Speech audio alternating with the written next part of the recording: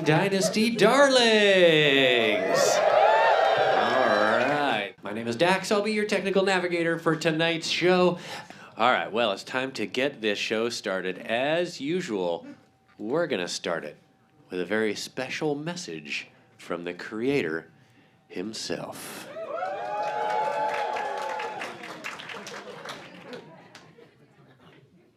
Hey, I'm retired filmmaker George Lucas.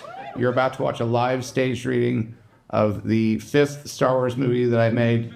It's called The Empire Strikes Back. I didn't direct this one. We had some problems. The actors wouldn't stop improvising. It's kind of like going to Herald Night or something. People just making up lines. Try not to laugh too much. I'm sorry.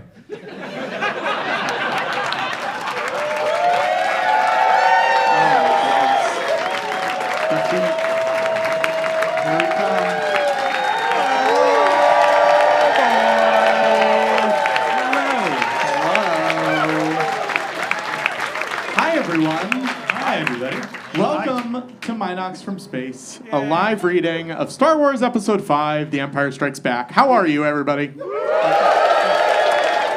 I'm Patrick COTNOIR. I'm Peter E. Taylor. And I'm Alex Robinson. Who's been to one of these before? Yeah, wait. Hang on. So nobody's getting robes tonight, so sorry if that was just a one-off gag, and it's way too hot, so I'm sorry. It's too hot. Who's been to 2 of them?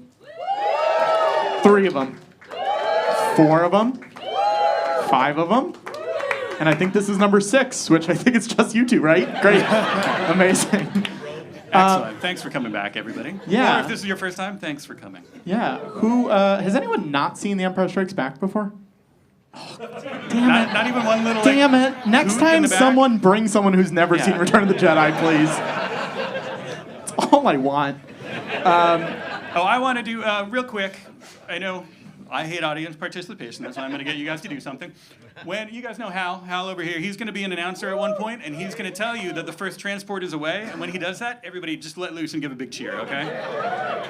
So that's your role, everybody. That's your one role. That's your one Don't line. mess it up. Don't mess it up, everybody. You will get scale. I think we should get started, right? I think so. Let's do it. All right, here we go. Maestro?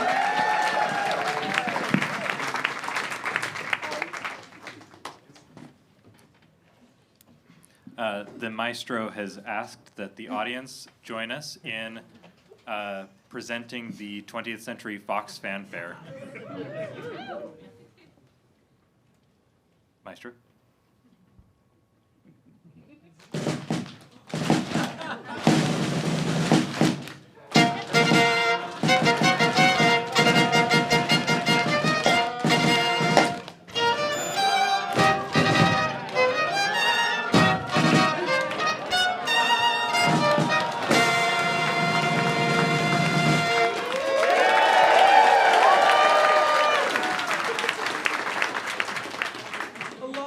Ago in a galaxy far, far away. It's Star Wars Episode 5, The Empire Strikes Back.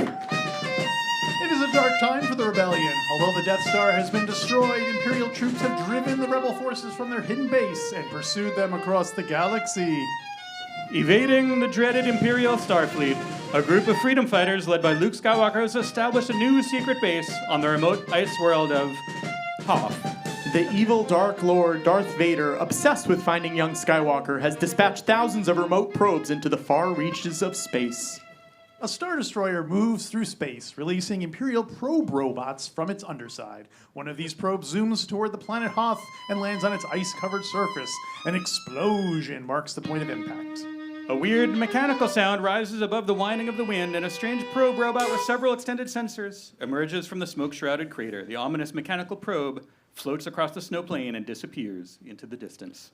A small figure gallops across the windswept ice slope. The bundled rider is mounted on a large gray snow lizard, a tauntaun. The rider gallops up a slope and reins his lizard to a stop.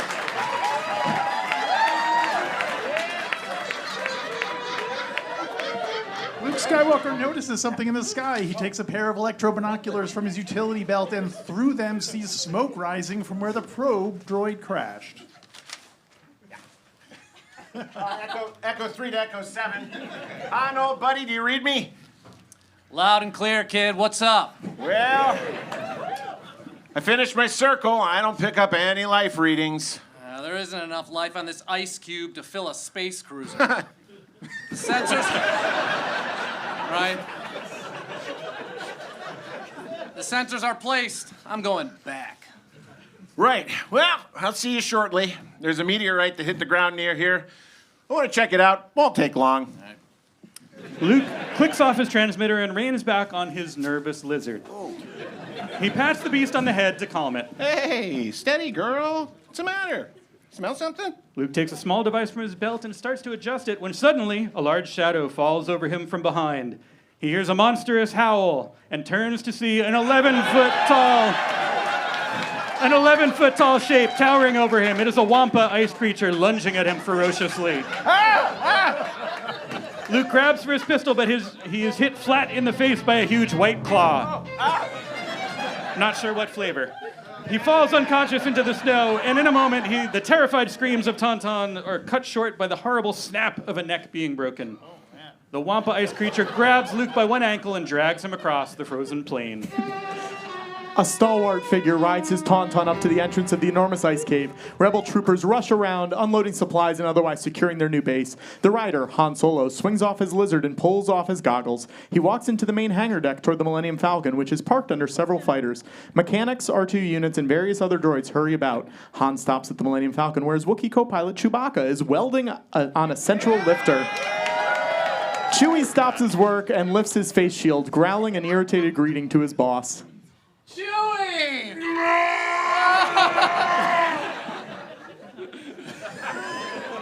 All right, don't lose your temper. All right, I'll come right back and give you a hand.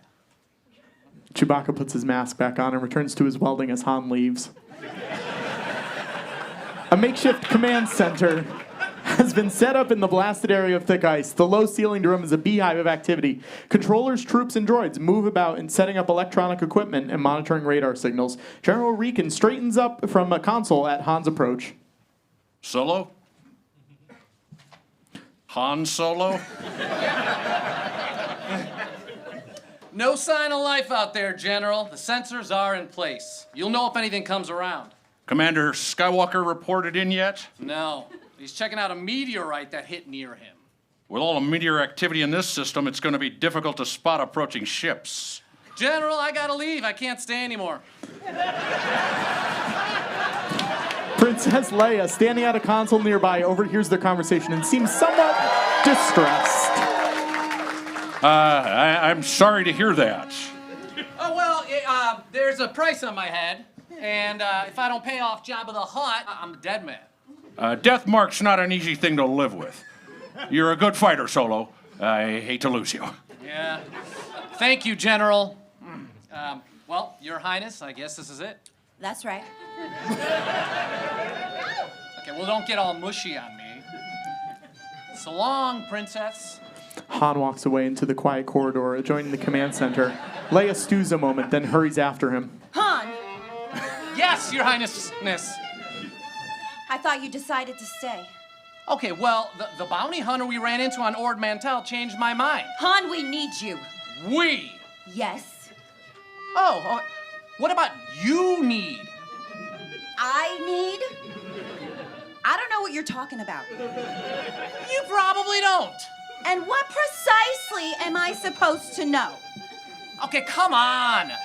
You want me to stay because of the way you feel about me. Yes, you're a great help to me. You're a natural leader. Okay, no, that's not it. Come on. Excuse me, Jesus.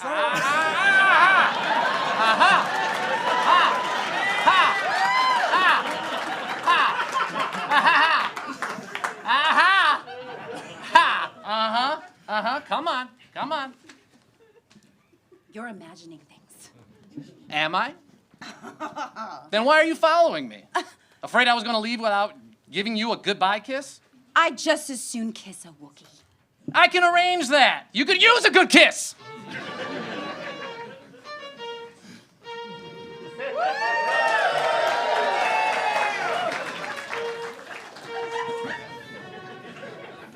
Don't try to blame me.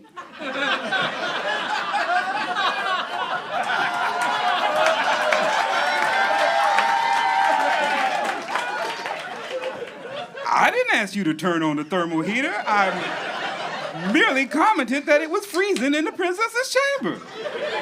But it's supposed to be freezing. How are we gonna dry out all her clothes? I really don't know. Oh, you go fuck yourself. The two robots stop at Han Solo's space freighter. Han and Chewie are struggling with their central lifters. Why do you take this apart now? I'm trying to get us out of here, and you pull both of these? Okay. Excuse me, sir. Put them back together. Now! Might I have a word with you, please? Yeah, what do you want? Well, it's Princess Leia, sir. She's been trying to get you on the communicator. I turned it off. I don't want to talk to her. Okay. I don't. Princess Leia is wondering about Master Luke. He hasn't come back yet. She doesn't know where he is. I don't know where he is. Well, then nobody knows where he is.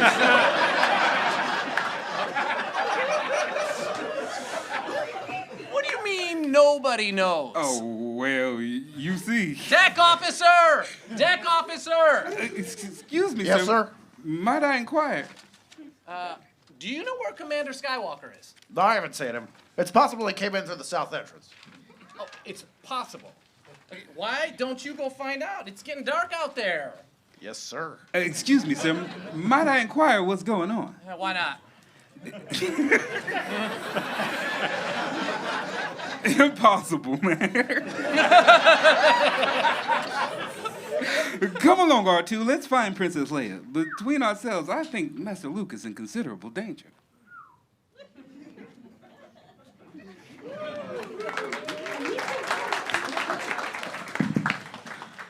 Sir, Commander Skywalker hasn't come in through the south entrance. He might have forgotten to check in. Not likely. Are the speeders ready?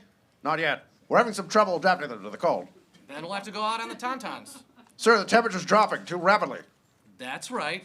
And my friend's out in it. Han pushes through the troops and mounts a Tauntaun. Get out of here. Your Tauntaun will freeze before you reach the first marker. Then I'll see you in hell! Fuck you too! Han maneuvers his mount out of the cave and races into the dark, bitter night. The jagged face.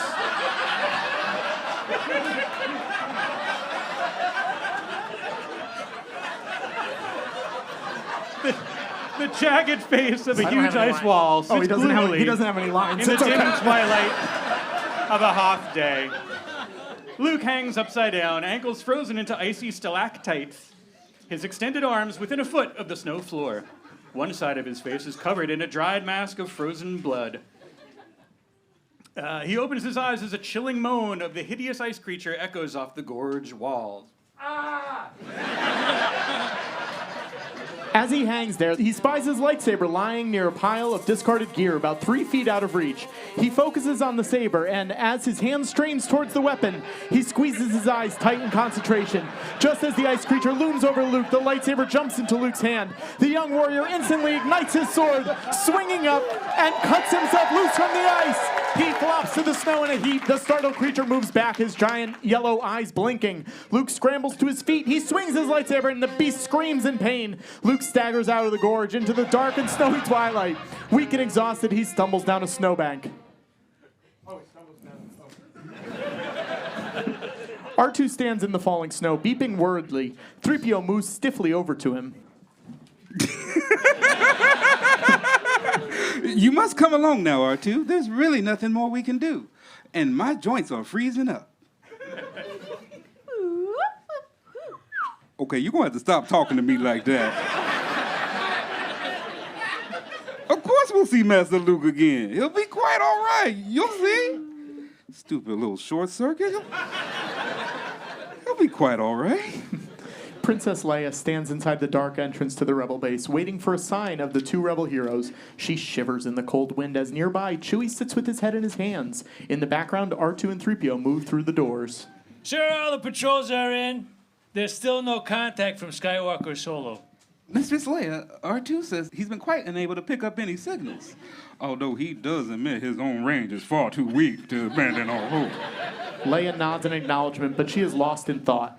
Your Highness, there's nothing more we can do tonight. The shield doors must be closed. All right, close the doors! Yes, sir!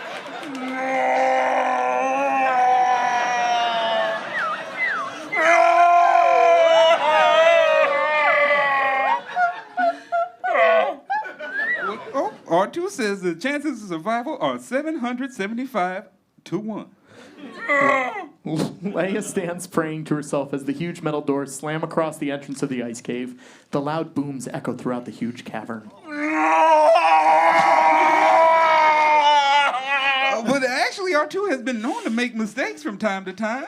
Oh dear, don't worry about Master Luke. I'm sure he'll be all right. He's quite clever, you know, for a human being.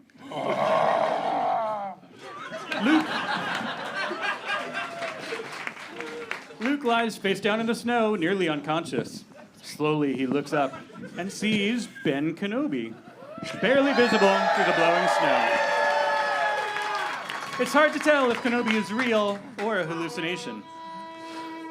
Luke. Luke. Ben? Yes, it's me, Ben. In the afterlife, our robes turn blue. Oh. We go to a blue and black motif. Oh. Anyway, you will go to the Dagobah system. Dagobah system? Yes, Dagobah system. There, you will learn from Yoda, the Jedi Master who instructed me. Ben.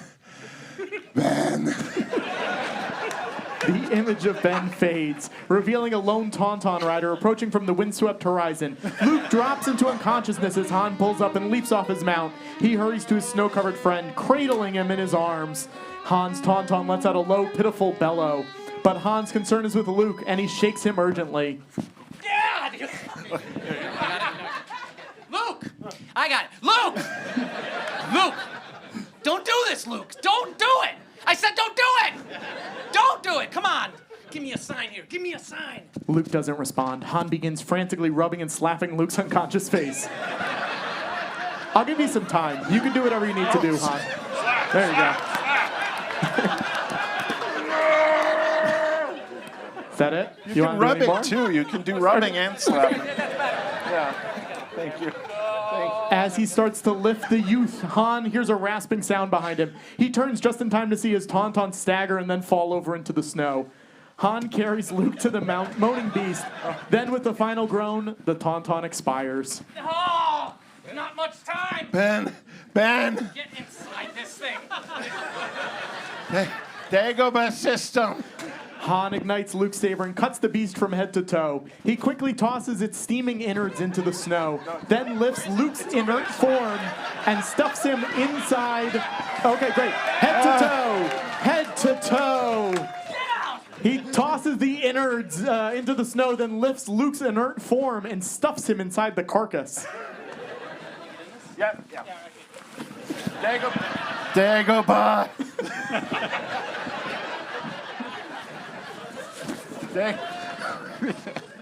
I'm in. Oh, you say this. This is, where are we at here? Here. Yoda! No, I say Yoda.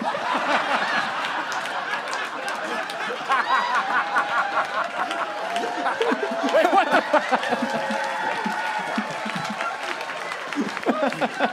Hey, it's gonna keep you warm. Okay, till I get the shelter built, all right? I thought they smelled bad on the outside. Han removes a pack from the dead creature's back, taking out a shelter container. He begins to set up what can only be called a pitiful protection against the bitter Hoth night. The next morning, 4 snub-nosed armored snow speeders race across the white landscape. There's only one pilot, Zev, in the enclosed 2-man craft. He hears a low beep from one of his monitors. Echo base? I've got something. I mean, it's not much, but it could be a life form. I don't know. This is Rogue 2. This is Rogue 2. Captain Solo, do you copy? Commander Skywalker, do you copy? This is Rogue 2. Good morning. Nice of you guys to drop by. Echo base! Guess what? This is Rogue 2. I found them. Repeat. I, Rogue 2, have found them.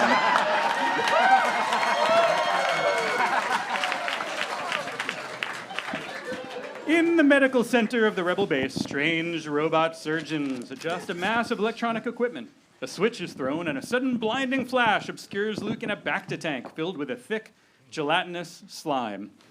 He begins to thrash about, raving in delirium, and later awakens in a recovery room bed, weak but smiling. His face shows terrible wounds from the Wampa's attack. 3PO and R2 enter the room.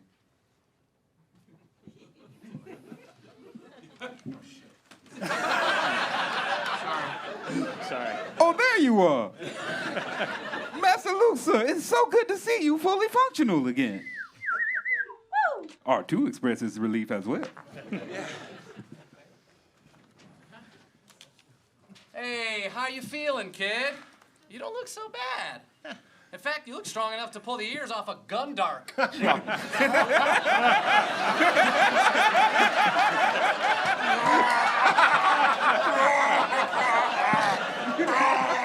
I wish I looked that good. Well, thanks to you. That's 2, Yomi Jr. Oh, well, your worship. Looks like you managed to keep me around for a little while longer. I had nothing to do with it. General Rekin thinks it's dangerous for any ships to leave the system until we've activated the energy shield. That's a good story. I think you just can't bear to let a gorgeous guy like me out of your sight. I don't know where you get your delusions, laser brain.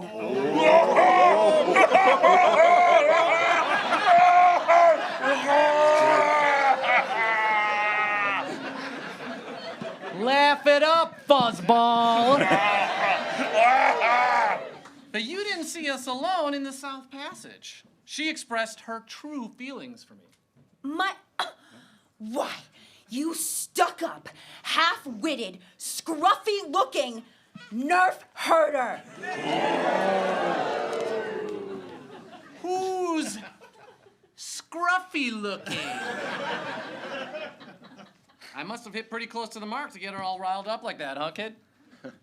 Why, I guess you don't know everything about women yet. With that, she leans over and kisses Luke on the lips. Then she turns on her heel and walks out, leaving everyone in the room slightly dumbstruck.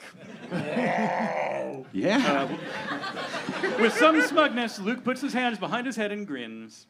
Suddenly, in the distance, the muffled sound of an alarm is heard. Headquarters personnel, report to command center. Hey, take it easy. Excuse us, please. Later, in the command center, Regan looks up grimly from a console screen. He calls over to Leia and Han. Princess, we have a visitor. We picked up something outside the base in Zone 12 moving east. It's metal. Then it couldn't be one of those creatures that attacked Luke. Could be a speeder, one of ours. No, wait. There's something very weak coming through. Okay.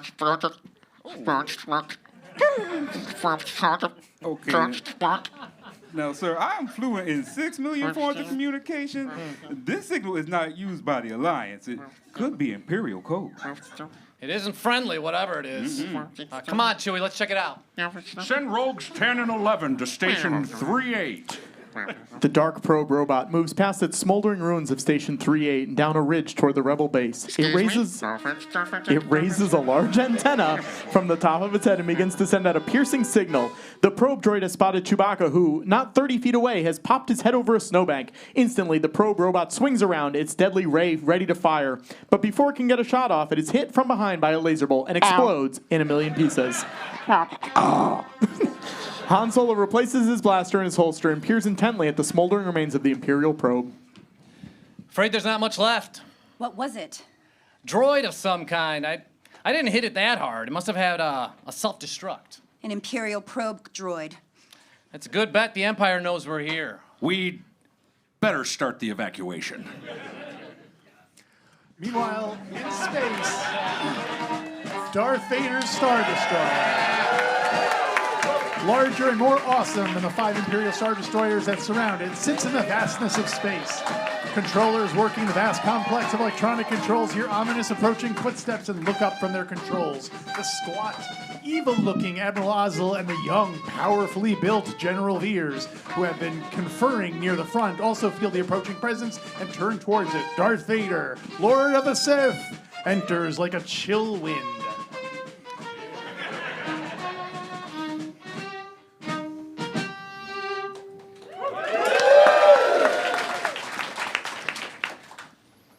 Admiral, Yes, Captain. I think we've got something, sir. The report is only a fragment from a probe droid in the Hoth system, but it's the best lead we had. We have thousands of probe droids searching the galaxy. I want proof, not leads. The visuals indicate live readings. It could mean anything if we followed every lead. But, sir, the Hoth system is supposed to be devoid of human forms. You found something. Yes, my lord. That's it. The rebels are there. My lord, Please. There are so many uncharted settlements. It could be smugglers. That is the system. Oh, I'm sure Skywalker is in them. Great. Set your course for the Hoth system. Wonderful. General Veers, prepare your men.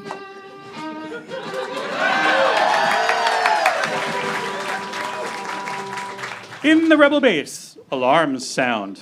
Troops, ground crews, and droids rush to their alert stations. In the midst of all this activity, Han does some frantic welding on the lifters of the Millennium Falcon. He finishes his work and hops down to the hangar floor. All right, that's it. Try it. Off. Turn it off. Turn it off. Smoke rises from a minor explosion. Off. Smoke rises from a minor explosion on the lifter. Exasperated, Han surveys the new damage. In the medical center, Luke dresses for readiness as his attending medical droid stands by. Sir, it will take quite a while to evacuate the T-47s. Well, forget the heavy equipment. There's plenty of time to get the smaller modules on the transports. Take care, sir. Thanks. Pilots, gunners, and R2 units scurry about. Luke, pulling on his heavy weather jacket, is headed toward a row of armored speeders. He stops at the rear of the Millennium Falcon, where Han and Chewie are trying to repair the right lifter with even more haste than before. Chewie, take care of yourself, okay? As Luke pats Chewie on the arm, Chewie puts his arms around Luke and gives him a tight hug. Han is discussing the lifter with a repair droid when he sees Luke. You know how it is. Hey, kid! There's got to be a reason for it. Check it at the other end. Wait a second. Hey, you all right? Yeah. Be careful. You too. Luke smiles and then waves at his friend and walks on. After a few steps, he stops and looks back. Han glances up and the two exchange a silent communication, each wishing each other safety, happiness, many things, all very difficult to verbalize. But in the control room, a controller urgently gestures for General Raikin to check a computer scan. General, there's a fleet of Star Destroyers coming out of hyperspace in Sector 4. Reroute all power to the energy shield. We've got to hold them until all transports are away. Prepare for ground assault. On the Star Destroyer, Vader's meditation chamber is illuminated by a single shaft of light, which falls on the brooding Dark Lord as he sits on a raised cube. General Veers enters the room and approaches the silent, unmoving Vader. Although seemingly very sure of himself, Veers is still not bold enough to interrupt the meditating Lord. The younger general stands quietly at attention until the evil presence speaks. What is it, General? My lord, the fleet has moved out of light speed. Comscan has detected an energy field protecting an area around the 6th planet of the Hoth system. Field is strong enough to deflect any bombardment. The rebels are alerted to our presence. Admiral Ozzel came out of light speed too close to the system. He felt He a is surprise. as clumsy as he is stupid. General, prepare your troops for a surface attack. Never liked him. Yes, my lord. Veers turns smartly and leaves as Vader activates a large view screen, showing the bridge of his mighty ship. Admiral Ozzel appears on the view screen, standing silently in front of Captain Piet. Lord Vader, the fleet has moved out of light speed and preparing to...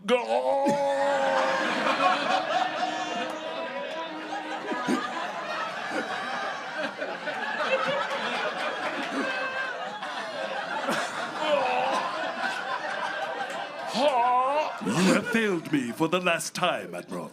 Captain Piet, Yes, my lord. make ready to land our troops beyond the energy shield and deploy the fleet so that nothing gets off the system. You are in command now, Admiral Piet. What?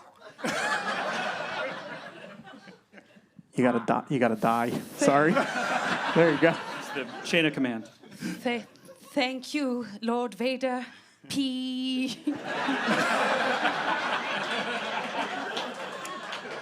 On the main hangar deck of the Rebel base, Leia quickly briefs the Rebel pilots gathered in the center of the hangar with a sense of urgency. All troop carriers will assemble at the north entrance. The heavy transport ships will leave as soon as they're loaded. Only 2 fighter escorts per ship. The energy shield can only be opened for a short time, so you'll have to stay very close to your transports. 2 fighters against a Star Destroyer? The ion... All right, listen. The ion cannon will fire several shots to make sure that any enemy ships will be out of your flight path. When you've gotten past the energy shield, proceed directly to the rendezvous point. Understood? Right. Understood? Okay. Understood? Yes. All Did right. you hear me? Yes. What was the second thing? Good luck. Okay, everyone to your stations. Let's go! On the snowy plains of Hoth, Rebel troops load power packs into a turret and swing its guns into position. In the command center, the long line of Rebel controllers is tense, as are Princess Leia and General Rykian, who are trying very hard not to show any fear. Their primary target will be the power generators.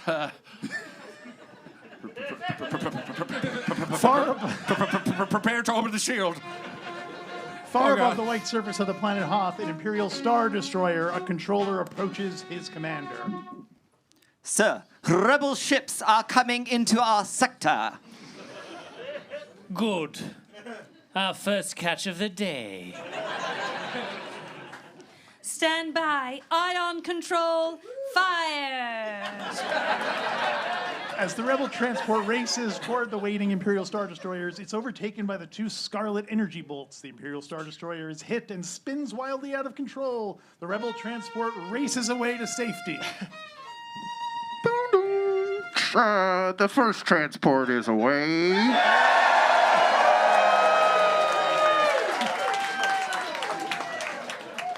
Feeling all right, sir. Just like new, Dak. How about you? Right now, I feel like I can take on the whole empire myself. I know what you mean. Small dot-sized objects begin to appear on the horizon, moving in the direction of the Rebel base. A Rebel officer lifts a pair of electro-binoculars to his eyes. Echo Station 3T8. We have spotted Imperial walkers. Imperial walkers on the North Ridge. The rebel troops aim their weapons at the horizon as explosions erupt all around them. Behind the troops, a dozen snowspeeders race through the sky. Echo Station 5-7, we're on our way. All right, boys, keep tight now. Luke, I have no approach vector. I'm not set. Well, steady, Dak. Attack pattern Delta. Go now. 2 speeders race away past 2 of the enormous walkers and bank to the right. All right, I'm coming in. Hobby, you still with me? General Veers and 2 walker pilots keep a careful eye on the racing rebel snowspeeders, and Luke's speeder banks in from the side of Veers' walker and heads straight for its viewport, blasting away. Pew, pew. An explosion hits the walker window, but dissipates, doing no harm. The speeder roars up and over the impregnable war machine. Oh, that armor's too strong for blasters. Rogue group, use your harpoons and tow cables. Go for the legs. It might be our only chance of stopping them. All right, stand by, Dak. Luke, we got a malfunction in fire control. I'll have to cut in the auxiliary. Just hang on. Hang on, Dak. Get ready to fire that tow cable. God damn it. Barely keeping his seat in the tumbling ship, Dak struggles to set up his harpoon gun. Luke swings his speeder around and heads toward an oncoming walker. After sustaining a heavy volley of fire, Luke turns around to see if Dak is all right. Dak? Dak! Dak is lost. Blood streams down his forehead, which rests on his smoldering controls. fears and his pilot can see the rebel power generators in the distance, and a hologram of Darth Vader appears on a control panel screen. Yes, Lord Vader. I've reached the main power generator. The shield will be down in moments. You may start your landing. Rogue 3! Rogue 3! Copy, Rogue Leader. Wedge, I've lost my gunner. You'll have to make the shot. I'll cover for you. Set your harpoon. Follow me on the next pass. Coming around, Rogue Leader. Steady. Rogue 2. Activate harpoon. Wedge's gunner reaches for a firing switch to activate the harpoon. The harpoon flashes out and hurtles toward the walker, and in an instant, it is embedded in one of the walker's legs. Good shot, Jansen. Rogue 3 races around one of the giant walker's feet, trailing the cable behind it. Continuing around the back foot, Rogue 3 then circles the walker around the tail end. One more pass. Coming around once more. The speeder sweeps left to right in front of the giant legs, towing the cable behind it. Cable out. Let her go. Detach cable. Cable detached. The speeder zooms away into the distance. The tangled legs of the enormous war machine attempt to step, but as they do, the giant Imperial walker begins to topple. It teeters for a moment and then crashes onto the icy ground and explodes, sending snow and metal pieces flying. Hoo-ha! That got him. I see it, Wedge. Good work. Luke, glancing over, sees Rogue 2 on his left. His ship shudders as flak bursts nearby. Rogue 2, are you all right? Yeah, I'm with you, Rogue Leader. We'll set harpoon. I'll cover for you. Coming around. Watch that crossfire, boys. Set for position 3. Steady. Stay tight and low. Luke's speeder moves in formation with Rogue 2. When suddenly Zev's speeder is hit by a laser bolt and Rogue 2 explodes in a million flaming pieces. Desperately, Luke works the controls of his flak-buffeted ship. Suddenly, the speeder is rocked by a huge explosion. Luke struggles with the controls with a look of terror on his face, and the speeder fills with smoke and electrical sparks jump about the cockpit. Bobby, I've been hit! All troops will debark for ground assault. Prepare to target the main generator. In the command center, large chunks of ice tumble as Leia and General Regan monitor computer screens. I don't think we can protect 2 transports at a time. It's risky, but we can't hold out much longer. Launch we have patrols! no choice. Launch patrols! Evacuate remaining ground staff. Trying to ignore the noise and falling bits of snow, Han works on one of the Falcon's lifters while Chewie works on one of the wings. No. This one goes there. That one goes there. Right. Yeah. 3PO watches as R2 is raised up into Luke's X-Wing fighter. R2, you take good care of Master Luke now, understand? And do take good care of yourself. Oh, dear. Oh, dear. Hey, you all right? Why are you still here? I heard the command center had been hit. You got your clearance to leave. Oh, don't worry. I'll leave. First, I'm going to get you to your ship. Your Highness, we must take this last transport. It's our only hope. Send all troops in Sector 12 to the south slopes to protect the fighters. Blast rocks the command center, throwing 3PO backward into Han's arms. Whoa. Imperial troops have entered the base. Come on, that. Give the evacuation code signal and get to your transports. K-10, all troops disengage. Okay. Oh, wait for me. On the battlefield, Luke watches as a walker foot rises and moves over him. Running beneath the monstrous machine, Luke fires his harpoon gun at the walker's underside. A thin cable follows the projectile from the gun, and the magnetic head and cable attach firmly to the metal hull. Still running under the walker, Luke attaches his cable drum to his belt buckle. Soon, he is pulled up the cable and hangs dangling underneath the walker. The walker's giant feet continue to pound onward across the frozen snow. Stray laser bolts whistle by Luke as he climbs up the cable to the walker's hull. Reaching a small hatch, hanging precariously, Luke cuts a small metal hatch with his laser sword. He takes a landmine from around his neck, and throws it inside the Imperial machine. Quickly, Luke starts down the cable and crashes into the icy ground far below. The giant walker stops in mid-step. A muffled explosion comes from within, and then the walker's mechanical insides are spewed out every conceivable opening. The machine sits dead in its tracks, smoking like a locomotive on stilts. Distance to power generators. 17.28. Target. Maximum firepower. With 3PO lagging behind, Han and Leia race through the crumbling ice corridors. Suddenly, there's an explosion. Han turns, grabs the princess, and pulls her to the wall as a tremendous cave-in blocks their path. He takes the comlink from his pocket. Transport, this is Solo. Better take off. I can't get to you. I'll get the princess out on the Falcon. Wait for me. Wait, stop. No. Come on. Just come on. Just let's go. Okay. Chewie paces under the shelter of the Millennium Falcon's landing gear. The giant Wookiee pats the underbelly of his beloved ship and barks a few reassuring words.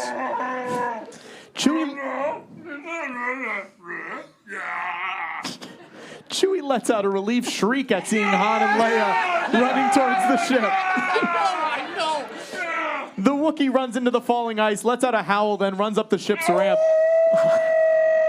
Han and Leia run up the ramp after him, closely followed by 3PO. Hurry up, Goldenrod, or you're going to be a permanent resident. Okay, that seems a little racial. All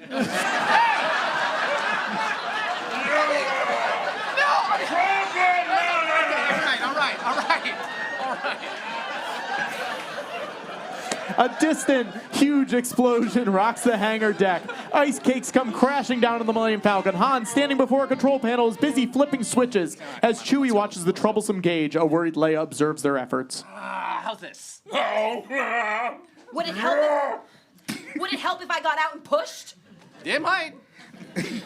Captain Solo, sir, might I suggest that you... Han gives the golden robot a devastating look. Oh, okay, it could wait. This bucket of bolts is never gonna get us past that blockade. This baby's got a few surprises left in her, sweetheart. Han and Leia look out of the cockpit window and see a squad of stormtroopers rushing to the far side of the hangar. Quickly, Han straps himself into the pilot's seat and Leia into the navigator's chair. Stormtroopers hurriedly set up a large bazooka-like weapon. A laser gun appears on the Falcon and swings around to aim at the Imperial troops. The stormtroopers are hit by the Falcon's fire and are thrown about in all directions. Come on! Switch over. Let's hope we don't have a burnout. No! See? Someday, you're gonna be wrong, and I hope I'm there to see it. Punch it! The roar of the Falcon's main engines blast out everything as the ice cave wall rushes by outside the cockpit window. More stormtroopers run into the hangar, closely followed by Darth Vader. Hearing the loud roar of the Millennium Falcon's engines, Vader looks around the main hangar doors just in time to see the Falcon lift up and disappear outside the cave. Luke and two other pilots look up as the Millennium Falcon races above them, then trudge onward towards their X-Wing fighters. R2, seated on his cubbyhole, chirps an excited greeting as Luke climbs aboard his spacecraft. R2, get her ready for takeoff. Good luck, Luke. See you at the rendezvous. Luke smiles and Right? nods at Wedge. Right? See ya. Then lowers himself into the cockpit of his X-Wing while R2 waits in the cubbyhole, beeping impatiently. Don't worry, R2, we're going. The canopy over the X-Wing lowers and snaps shut. Luke's fighter, its wings closed, speeds away from the icy planet. Soon it disappears into the stars. Luke, looking thoughtful, suddenly makes a decision. He flips several switches. The stars shift as he takes his fighter into a steep turn. The X-Wing banks sharply and flies away in a new direction. No. There's nothing wrong, R2. I'm just setting a new course. We're not going to regroup with the others. We are going to the Dagobah system. Yes, R2. Well, that's all right. I'd like to keep it on manual control for a while. The Millennium Falcon speeds away from Hoth, closely followed by Star Destroyers and TIE Fighters. As it is pursued, the Falcon races toward two very bright star-sized objects. I saw them. Saw what? Star Destroyers, two of them, coming right at us. Sir, might I suggest? Shut him up or shut him down. Oh. Okay, let's check the deflector shield. Oh, great. Well, I mean, we could still outmaneuver them. Okay, prepare to make the jump to light speed. But, sir... They're getting closer. Oh, yeah?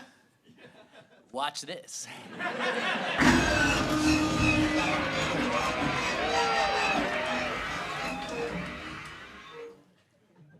Watch what? I think we're in trouble. Well, if you had listened to me earlier,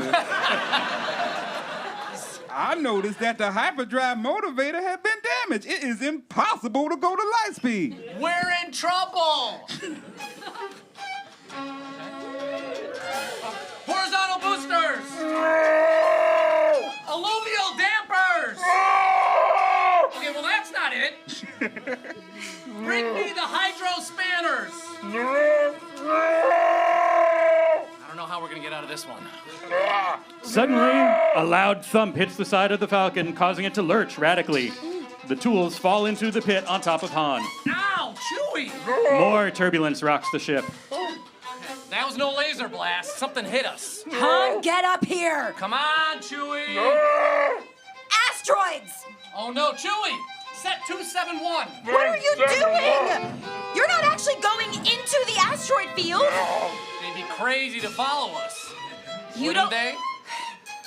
You don't have to do this to impress me. Sir, the possibility of successfully navigating the asteroid field is approximately 3,720 to 1. Never tell me the odds! The Falcon turns into the asteroid storm, and as the ship completes its turn, asteroids start coming straight at the cockpit windows. Asteroids raced by the cockpit windows, Han pilots his trusty craft through the dangerous field. Looking out the cockpit window, the Falcon crew sees a big asteroid drop past the window, narrowly missing their ship. Chewie barks in terror as a slightly smaller asteroid comes especially close, too close, and bounces off the Falcon with a loud crunch. 3PO's hands cover his eyes. He manages a short peek at the cockpit window, and Princess Leia sits stone-faced staring at the action. Han gives her a quick look. You said you wanted to be around when I made a mistake. Well, this could be it, sweetheart. I take it back. We're gonna get pulverized if we stay out here much longer. I'm not gonna argue with that. Wait, pulverized? I'm going in closer to one of those big ones. Closer? Closer? The Millennium Falcon dives towards the surface of one of the moon-sized asteroids. The TIE fighters approach the Falcon, but another giant asteroid hurtles directly into their path, leaving remains of 2 exploded TIE fighters to tumble into deep space. Oh, okay, this is suicide. There. That looks good. What looks pretty good? Yeah, that'll do nicely. Excuse me, ma'am, but where are we going? The Millennium Falcon dives into a huge crater and disappears into a small cave. I hope you know what you're doing. Yeah, me too. Luke's tiny X-Wing speeds toward the cloud cover of Dagobah. R2, riding on the back of the fighter, turns his head back and forth with some anxiety. Yep, that's it, Dagobah. Oh, no, I'm not going to change my mind about this. I'm not picking up any cities or technology. Massive life form readings, though. There's something alive down there. Yes, I'm sure it's perfectly safe for droids. Luke sees the clouds race by as he takes his craft closer to the planet. The cloud cover has completely obscured his vision. Look, I know. All the scopes are dead. I can't see a thing. Just hang on. I'm going to start the landing cycle. Suddenly, there's a cracking sound as if limbs were being broken off of trees, and then a tremendous jolt as the spacecraft stops. Luke pulls a switch and his canopy pops open. The mist-shrouded X-Wing fighter is almost invisible in the thick fog. Luke climbs out of the long nose of the spacecraft as R2 pops out of his cubbyhole in the back. No, R2. You stay put. I'll have a look around. As Luke moves along the nose, R2 loses his balance and disappears with a splash into the boggy lake. R2? R2, where are you? R2, you be more careful. R2, that way. Suddenly, through a thick fog layer, a dark shape appears, moving towards the little droid. The droid disappears from sight, uttering a pathetic electronic scream. R2! R2! The black surface is still as death itself until a few bubbles begin to appear. Then, Fwat, the run-sized robot, is spit out of the water. It says Fwat. I don't know. The run-sized robot is spit out of the water, makes a graceful arc, and comes crashing down into a patch of soft gray moss.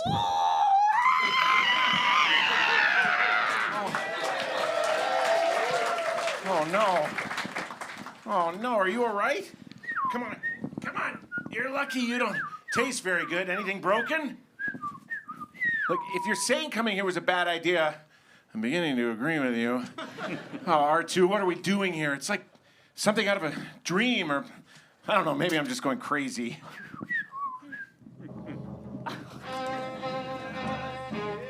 Admiral Piet hesitates in the entryway to Vader's private cubicle. Darth Vader, his back turned, is silhouetted in the gloom of the far side of the chamber. A black insect-like droid attends him. Among the various apparatuses surrounding them, a respirator tube now retracts from Vader's uncovered head. The head is bald with a mass of ugly scar tissue covering it. The black droid then lowers the mask and helmet onto Vader's head. When it is in place, the Dark Lord turns to face Piet. Yes, Admiral. Our ships have sighted the Millennium Falcon, Lord, but it has entered an asteroid field and we cannot risk... Asteroids do not concern me, Admiral. I want that ship and not excuses. Yes, Lord.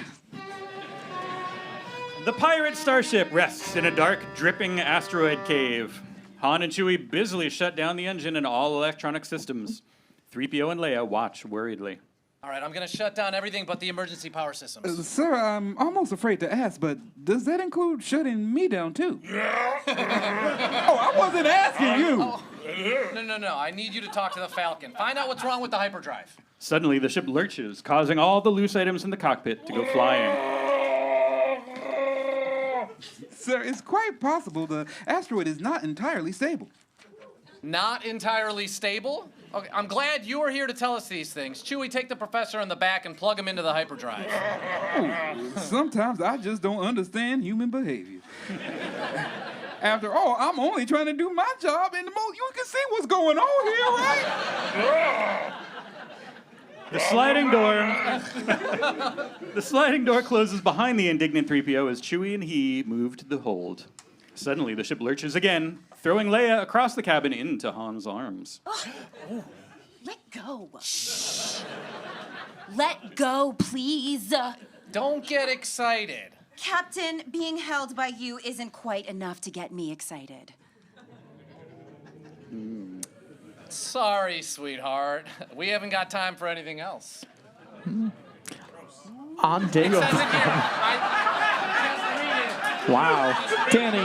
Danny, sit down, Danny. That's gross.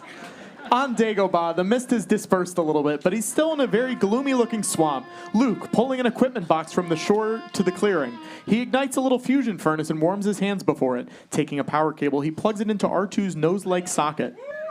Ready for some power? Okay, let's see now. Put that in there. There you go. Now all I gotta do is find this Yoda, if he even exists. Still, there's something familiar about this place. I feel like, I don't know. Feel like what? Whoa! Luke jumps out of his skin. R2 screeches in terror. The young warrior grabs for his lightsaber as he spins around, looking for the speaker. Mysteriously standing right in front of Luke is a strange bluish creature, not more than 2 feet tall. Like we're being watched. Oh, away with your weapon. I mean you no harm. After some hesitation, Luke puts away his weapon, although he really doesn't understand why. R2 watches with interest. I am wondering, why are you here? I'm looking for someone. Looking? Found someone you have, I would say. Do you know how hard it was to get Frank Oz for this? We got him. Right. Help you, I can. Yes. I don't think so. I'm looking for a great warrior. Oh, a great warrior. Wars not make one great. With the aid of a walking stick, the tiny stranger moves over to one of the cases of supplies. He begins to rummage around. R2 moves to the edge of the case, standing almost eye level of the creature, who is carelessly handling their supplies and squeaks his disapproval. Their tiny visitor picks up a container of food Luke was eating from and takes a bite. Hey, put that down! Hey, that's my dinner! How do you get so big you get eating food like this? Listen, friend, we didn't mean to land in that puddle, and if we could get our ship out, we would, but we can't. So why don't you just... Oh, cannot get your ship out. The creature spots something of interest in Luke's case. Luke loses patience and grabs the case away. The creature retains his prize, a tiny power lamp, and examines it with delight. Hey, you could have broken this. Don't do that. You're making a mess. Give me that. Mine! Or I will not help you out. Clutching its treasure, the creature backs away from Luke, drawing closer to R2. As Luke and the creature argue, one of R2's little arms slowly moves out towards the power lamp, completely unnoticed by the creature. I don't want your help. I want my lamp back. I'm going to need it to get out of this slimy mud hole. Mud hole? Slimy, my home this is. R2 grabs hold of the lamp, and the two figures are immediately engaged in a tug of war over it. Oh, R2, just let him have it. Mine! R2! Mine! The creature lets go with one hand and pokes R2 lightly with one finger. R2 reacts with a startled squeal and lets go. Now, will you move along, little fellow? We got a lot of work to do. No. Stay and help you. I will find your friend. Yeah, I'm not looking for a friend. I'm looking for a Jedi Master. Jedi Master, Yoda. You seek Yoda. You know him? Take you to him. I will. Yes. But now we must eat. Come. Good food. Come on. Let's go. Well, stay and watch after the camp, R2.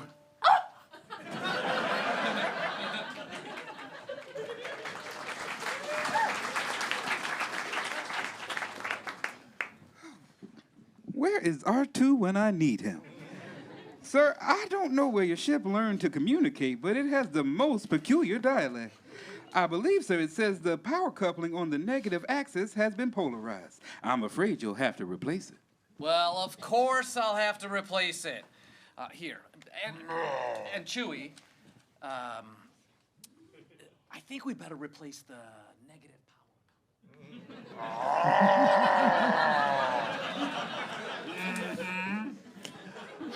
Leia finishes welding the valves she has been working on and attempts to re-engage the system by pulling a lever attached to the valve. It doesn't budge. Han notices her struggle and moves to help her. She rebuffs him. Hey, your worship, I'm only trying to help. Will you please stop calling me that? Sure, Leia. You make it so difficult sometimes. I do. I really do. I mean, you could be a little nicer, though. Come on, admit it. Sometimes you think I'm all right. Occasionally. When you're not acting like a scoundrel. Scoundrel. Thank you. Scoundrel. Yeah, I like the sound of that. Stop that. Stop what? Stop that. What? My hands are dirty. Yeah, my hands are dirty too. What are you afraid of? Afraid? You're trembling. I'm not trembling. You like me because I'm a scoundrel. There aren't enough scoundrels in your life. I happen to like nice men. I'm a nice man. No, you're not. You're a... He kisses her now with slow, hot breath. He takes his time as though he had forever, bending her body backwards. She had never been kissed like this before, and it almost makes her faint. When he stops, she regains her breath and tries to work up some indignation, but finds it hard to talk. Sir, oh, okay.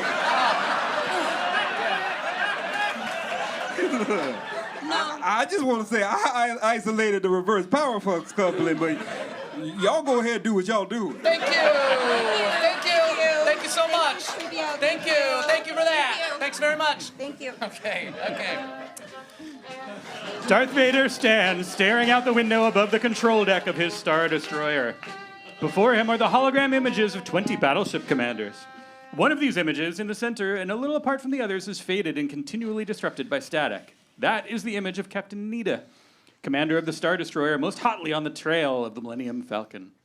And that, Lord Vader, was the last time they appeared in any of our scopes. Considering the amount of damage we sustained, they must have been destroyed, right? I mean, No, Captain. They're alive. I want every ship available to sweep the asteroid field until they are found.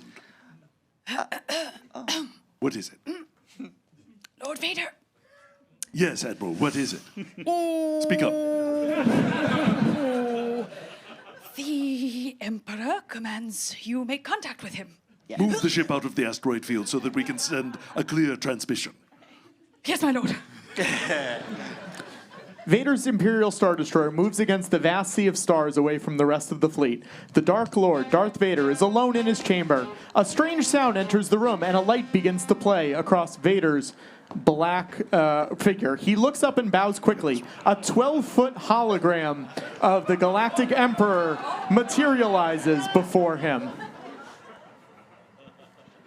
This will take 1 second. Transmitting. I guess I'll wait.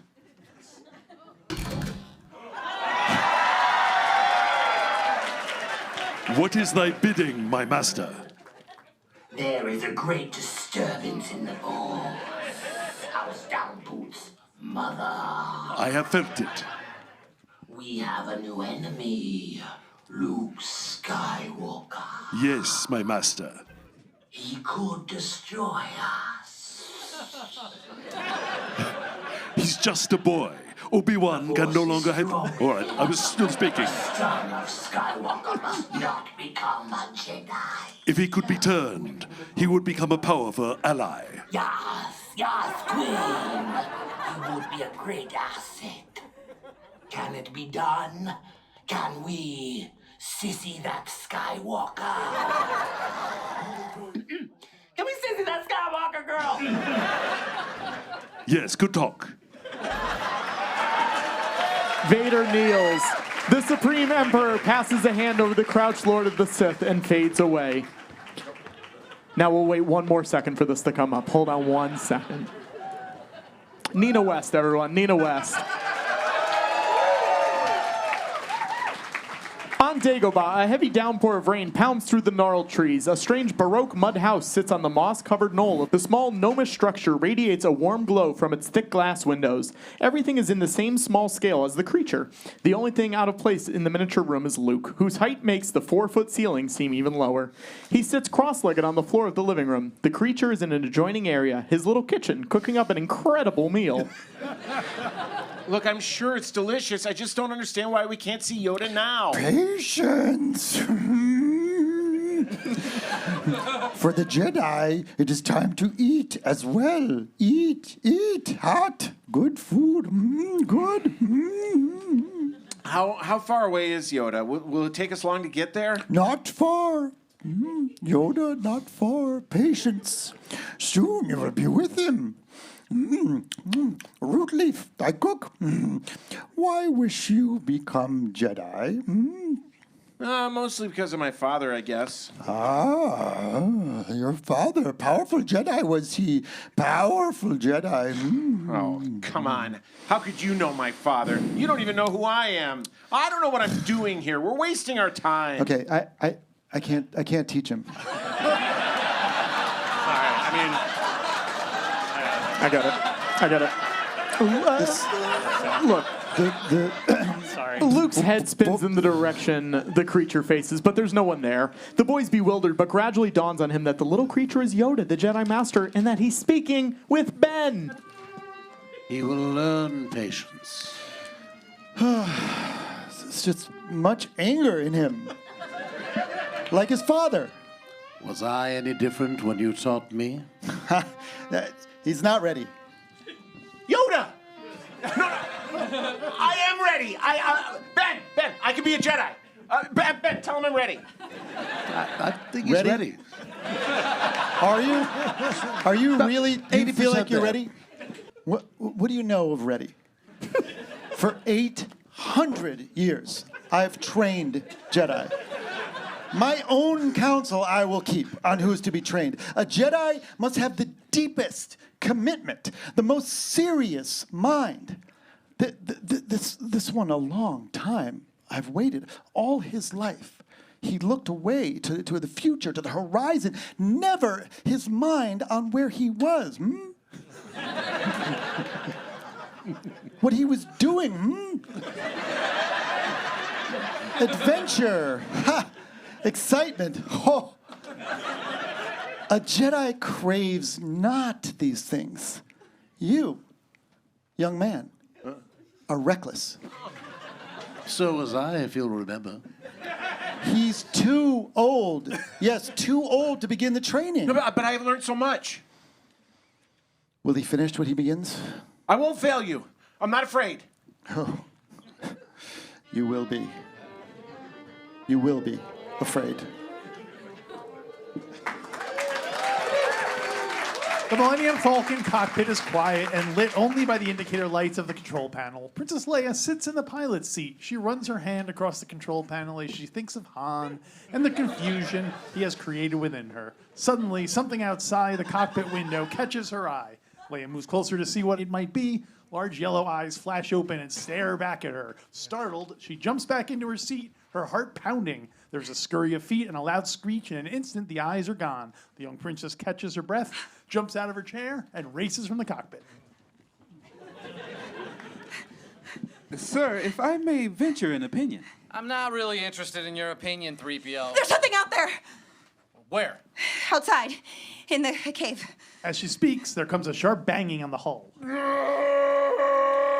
Oh, there it is. Listen. All right, I'm going out there. Are you crazy? I just got this bucket back together. I'm not going to let something tear it apart. Then I'm going with you. I think it might be better if I stay here and guard the ship. It was very dark inside the asteroid field. Too dark to see what is attacking their ship. Leia stamps her foot on the floor of the cave. This ground feels strange. It doesn't feel like a rock at all. There's an awful lot of moisture in here. I don't know. I have a bad feeling about this. Yeah. A 5-foot-long shape can be seen moving across the top of the Falcon. The leathery creature lets out a screech as Han blasts it with a laser bolt. There it is. Okay, all right, watch out! Watch out! Okay! The black shape tumbles off the spaceship and onto the ground in front of the princess. Han bends down to investigate the dead creature. Let's see what we got here.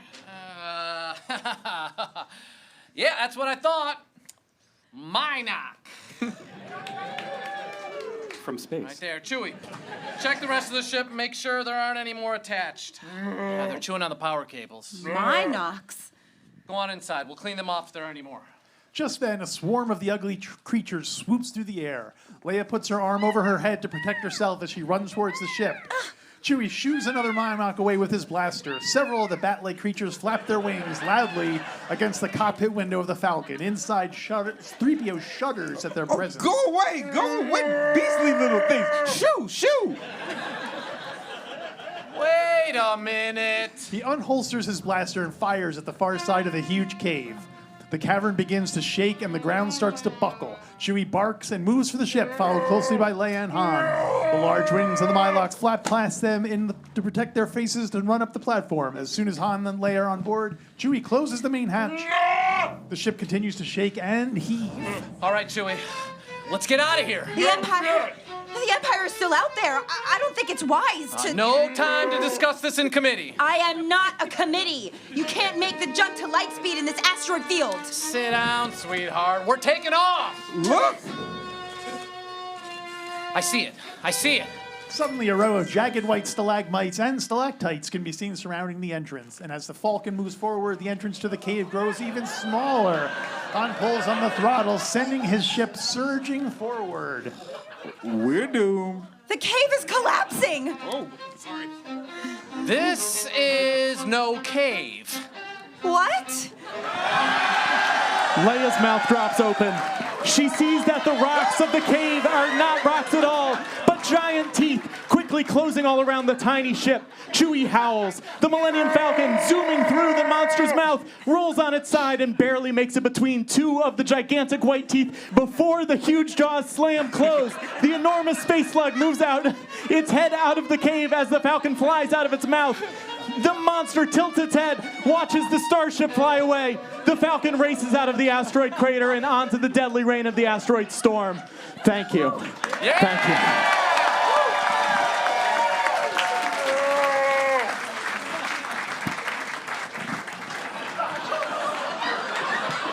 And now,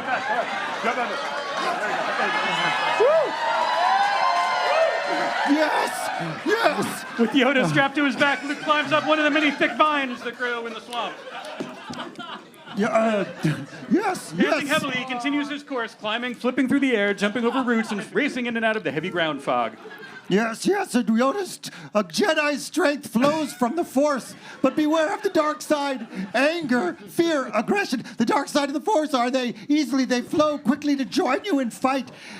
Slow it down. Well, but I want you. No. Take your time, man.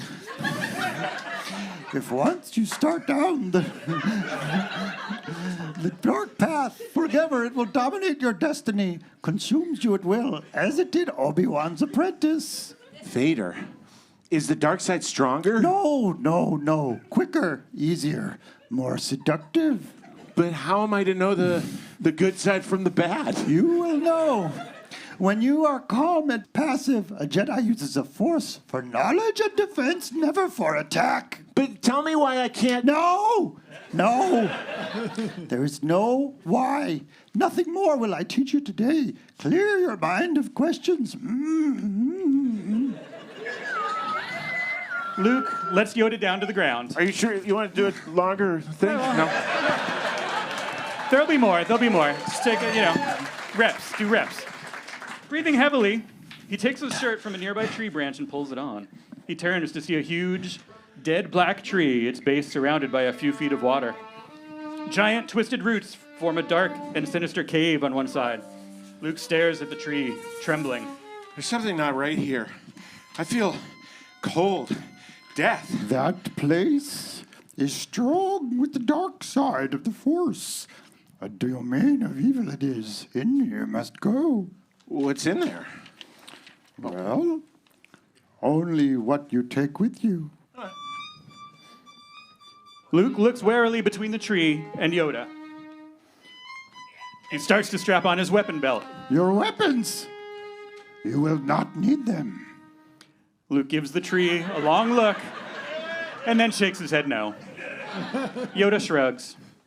Luke moves into the almost total darkness of the wet and slimy cave. Holding his lit saber before him, he sees a lizard crawling up the side of the cave and a snake wrapped around the branches of a tree. Luke draws a deep breath, then pushes deeper into the cave. The space widens around him, but he feels that rather than sees it. His sword casts the only light as he peers into the darkness. It is very quiet here. Then a loud hiss. Darth Vader appears across the blackness, illuminated by his own just-ignited laser sword. Immediately, he charges Luke, saber held high.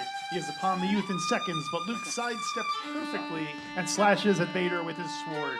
Vader is decapitated.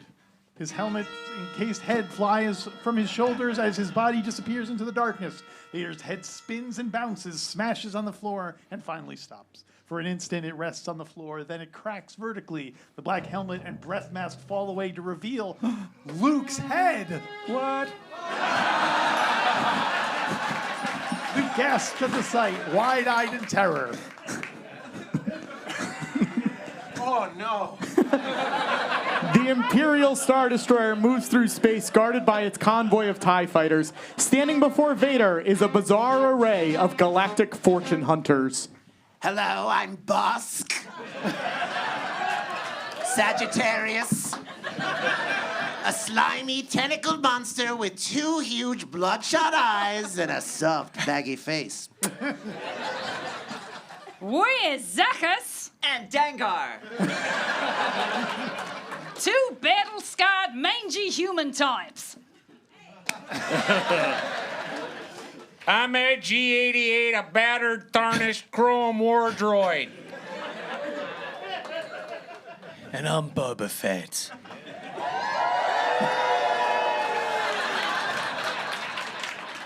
A man in a weapon-covered armored spacesuit. Sup? Admiral Pia and 2 controllers stand at the front of the bridge and watch the group with scorn. Bounty hunters. We don't need that scum. Yes, sir. Those rebels won't escape us. So we have a priority signal from the Death Star destroyer Avenger.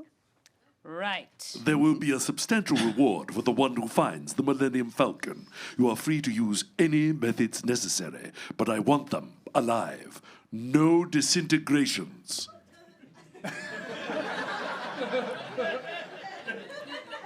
As you wish. Oh, my Lord Vader! Lord Vader, my Lord, we have them.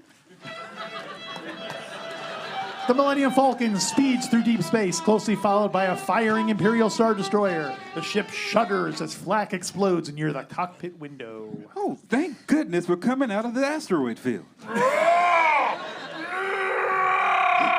Let's get out of here. Ready for light speed? 1, 2, 3. Okay, it's not fair. The transfer circuits are working. It's not my fault. No light speed? It's not my fault. Sir, we just lost the main rear deflector shields. One more direct hit on the back quarters and we're done for. You know what I'm talking about, right?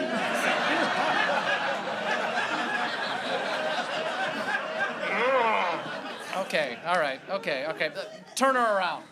I said, hey, I said turn her around. I'm gonna put all power in the front shield. You're gonna attack them? Sir, the odds of surviving a direct assault on an Imperial Star Destroyer. Shut up! Yeah! The Falcon Banks makes a steep twisting turn. The tiny Falcon heads directly for the Avengers Bridge. The Imperial station that they're stunned to see the small spaceship racing low across the hull, headed directly to the huge window of the bridge area. Alarms go off everywhere. The destroyer's commander, Captain Nita, can scarcely believe his eyes. Oh, God. They're moving to attack position. Shields up! Nita and his men duck as the Falcon nears the bridge window. At the last minute, the Falcon veers off and out of sight. All is quiet. All right, we'll track them. They may come around for another pass. Captain Nita, the ship no longer appears on our scopes. They can't have disappeared. No ship that small has a cloaking device. Well, there's no trace of them, sir. Captain, Lord Vader demands an update on the pursuit. Okay, we'll get a shuttle ready. I shall assume full responsibility for losing them and apologize to Lord Vader.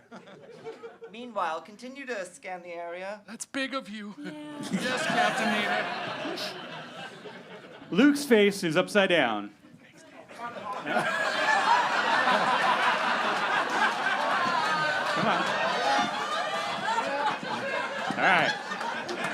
And showing enormous strain, he stands on his hands with Yoda perched on his feet. Opposite Luke and Yoda are 2 rocks the size of bowling balls. Luke stares at the rocks and concentrates. One of the rocks lifts from the ground and floats up to rest on the other. Use the Force. Yes. Now, the stone. Feel it. Luke concentrates on trying to lift the top rock. It rises a few feet, shaking under the strain, but distracted by R2's frantic beeping, Luke loses his balance and finally collapses. Oh. Yoda jumps clear. Dude, concentrate. Luke rushes to the water's edge, and the X-Wing fighter has sunk. Only the tip of its nose shows above the lake's surface. Man, we're never gonna get it out now. Oh, so certain are you. Always with you, it cannot be done. Hear you nothing that I say. Master, moving stones around is one thing. This is totally different. No! No different. Only different in your mind. You must unlearn what you have learned. All right, I'll give it a try. No! Try not. Do. Or do not. There is no try. Luke closes his eyes and concentrates on thinking the ship out. Slowly, the X-Wing's nose begins to rise above the water and hovers for a moment, but then slides back, disappearing once again. I can't. It's too big. Size matters not. Look at me. Judge me by my size, do you? No. Ah, well, you should not. For my ally is the Force, and a powerful ally it is. Life creates it, makes it grow. Its energy surrounds us and binds us. Luminous beings are we. Not this crude matter. You must feel the Force around you. Here, between you and me, the tree, the rock, everywhere. Yes, even between this land and that ship. You want the impossible.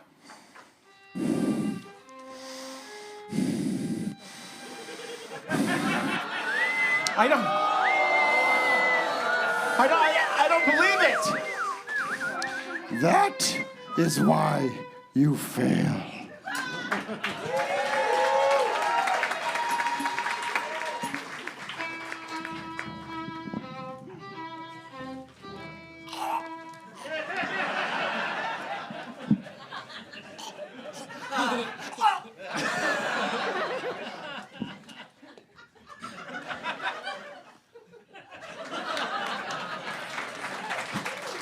Apology accepted, Captain Nita.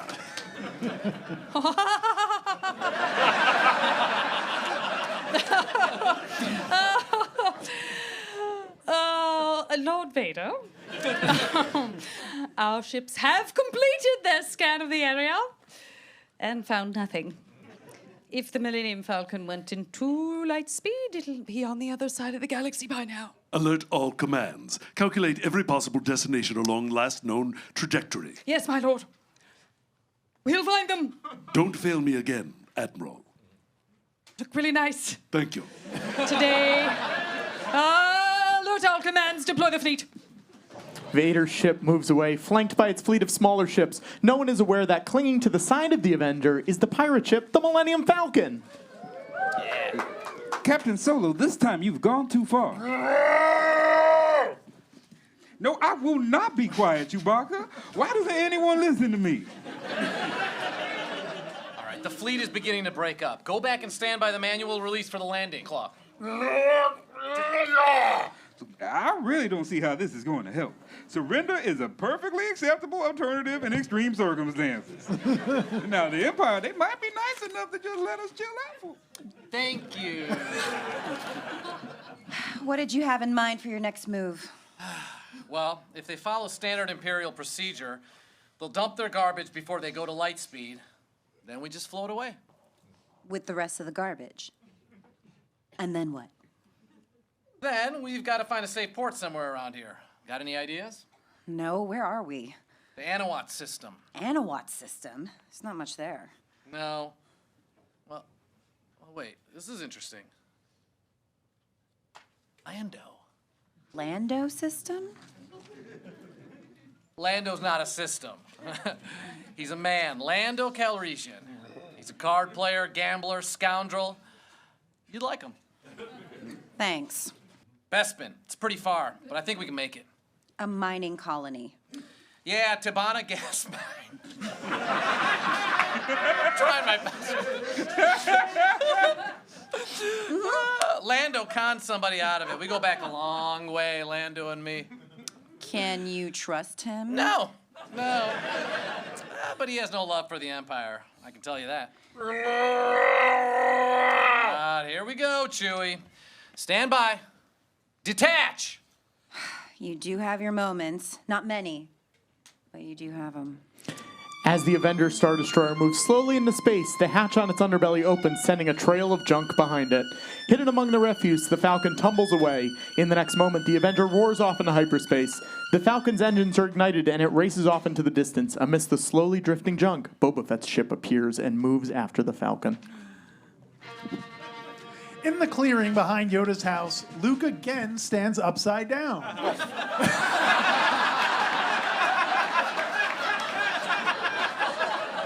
But his face shows less strain and more concentration than before. Yoda sits on the ground below the young warrior. On the other side of the clearing, 2 equipment cases slowly rise in the air. Nearby, R2 watches, humming to himself, when suddenly he too rises into the air. His little legs kick desperately, and his head turns frantically, looking for help. Concentrate.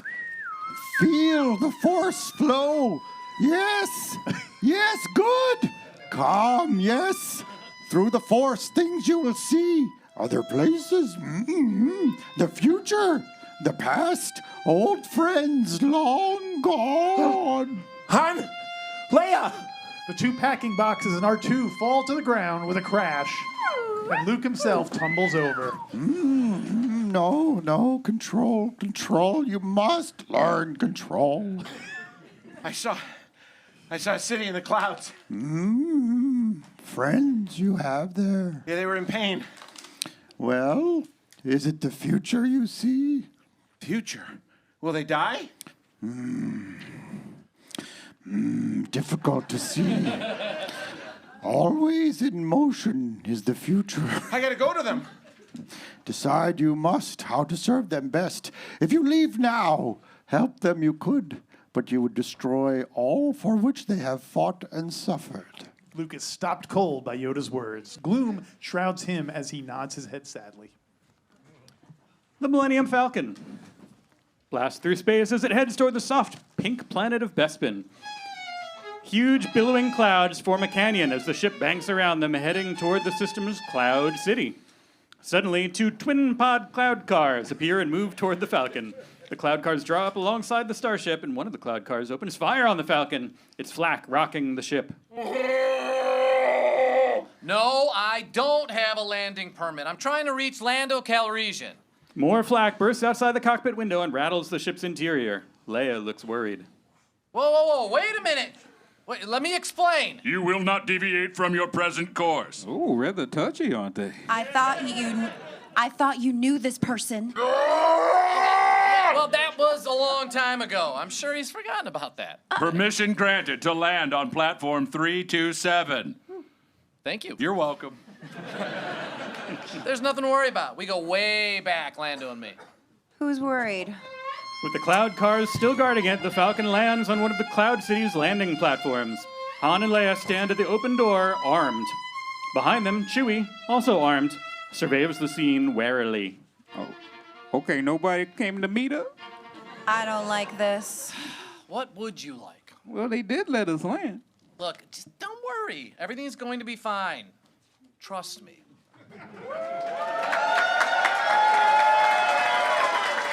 Lando Calrissian, a suave, dashing man in his 30s, leads a group of aides and some Cloud City guards rapidly towards the landing platform. Lando has a grim expression on his face as he moves onto the landing platform. See? My friend. Keep your eyes open, okay? Why, you slimy, double-crossing, no-good swindler, you got a lot of guts coming here after what you pulled. How you doing, you old pirate? So good to see you. I never thought I'd catch up with you again. Where you been? Oh, well, he seems very friendly. Yeah. Yeah, very friendly. What are you doing here? Repairs. Yeah, thought you could help me out. What have you done to my ship? Your ship? Hey, remember, you lost her to me fair and square. How you doing, Chewbacca? Still hanging around with this loser?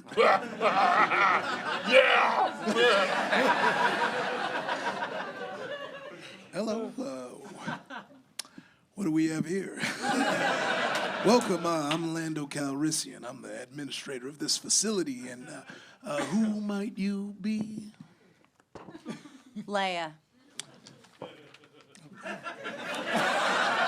Welcome, Leia. All right, you old smoothie. Oh, and hello, sir. I'm sure you want to know about me as well.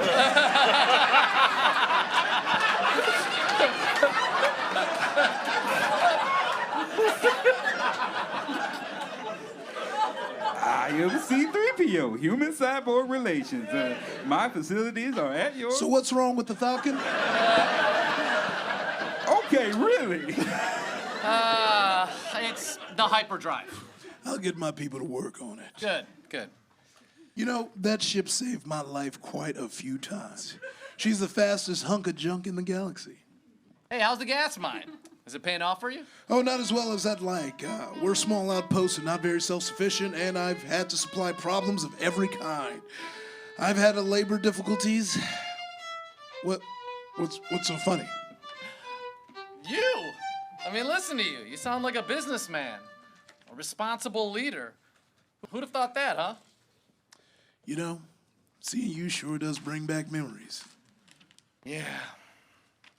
Yeah, I'm responsible these days. It's the price you pay for being successful. Han and Lando laugh together. And the group moves on through the corridor. The lagging 3PO passes a 3PO-type silver droid who's coming out of a door. Oh, well, I'll be damned.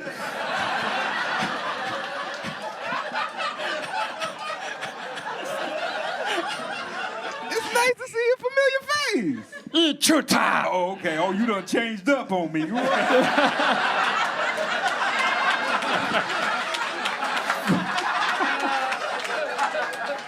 3PO stops, watching the silver droid move away, and then hears the muffled beeping and whistling of an R2 unit coming from within the room. That sounds like an R2 unit in there. I wonder if... Hello, how interesting. Oh my. Who are you? Oh, well, okay, I'm terribly sorry. I didn't mean to intrude. No, please, don't get up, no. A laser bolt to 3PO's chest sends him flying in 20 directions. Smoldering mechanical arms and legs bounce off the walls as the door whooshes closed behind him. Lando, Han, and Leia continue down the corridor, unaware of 3PO's dreadful accident. Chewbacca glances around, sniffs the air, but shrugs his shoulders and follows the group. Hey, this is a bad day. On Dagobah, Luke loads a heavy case into the belly of his ship, upside down. No. I'm just kidding. I'm kidding. Joking. No. It says... R2 sits on top of the X-Wing, settling down into his cubbyhole. Yoda stands nearby on a log. Luke, you must complete the training. I can't keep the vision out of my head. They're my friends. I gotta go help them. You must not go. But Han and Leia will die if I don't. You don't know that. Luke looks toward the voice in amazement. Ben is materialized as a real, slightly shimmering image near Yoda. The power of his presence stops Luke. Now I get the thing you're saying about the blue and the white. Yeah. Even Yoda cannot see their fate. But I can help them. I feel the Force. But you cannot control it. This is a very dangerous time for you, Luke, when you'll be tempted by the dark side of the Force. Yes. Yes. To Obi-Wan you will listen. The cave. Remember your failure at the cave. No, but I have learned so much since then. Master Yoda, I promise to return and finish what I've begun. You have my word. It is you and your abilities that the Emperor wants. That is why your friends are made to suffer. And that's why I have to go. Luke, I don't want to lose you to the Emperor the way I lost Vader. You won't. Stopped they must be. On this all depends. Only a fully trained Jedi Knight with the Force at his ally will conquer Vader and his Emperor. If you end your training now, if you choose the quick and easy path, as Vader did, you will become an agent of evil. Patience. And sacrifice Han and Leia. If you honor what they fight for, yes. If you choose to face Vader, you will do it alone. I cannot interfere. I mean, I've got the blue and white thing going. No. I understand. R2, fire up the converters.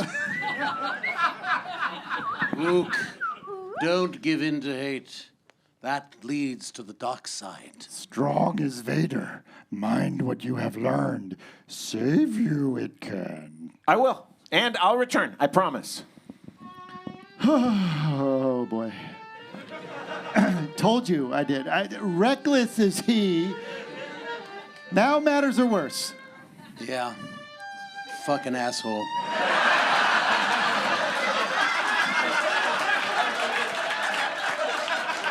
But I'll tell you, Yoda, that boy is our last hope.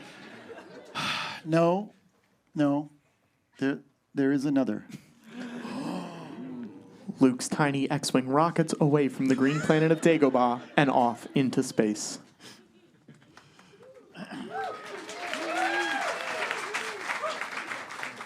All right, the ship is almost finished. 2 or 3 more things, and we're in great shape.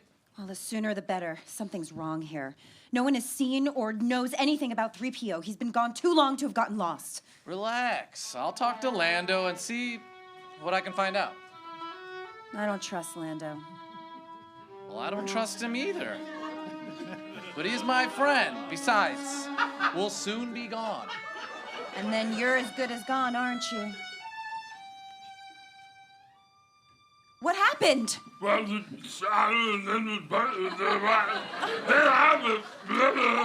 no good, man. Where? Found him in a junk pile? Dead. Oh, God, what a mess. Chewie, Yeah. do you think you can fix him? Dead, man. Okay, Lando's For you I got people. try. For you I try. Okay. Good. Okay. All right. Well, Lando too. He's got people who can fix him too. No, thank you. He's too trusting. I'm sorry, am I interrupting anything?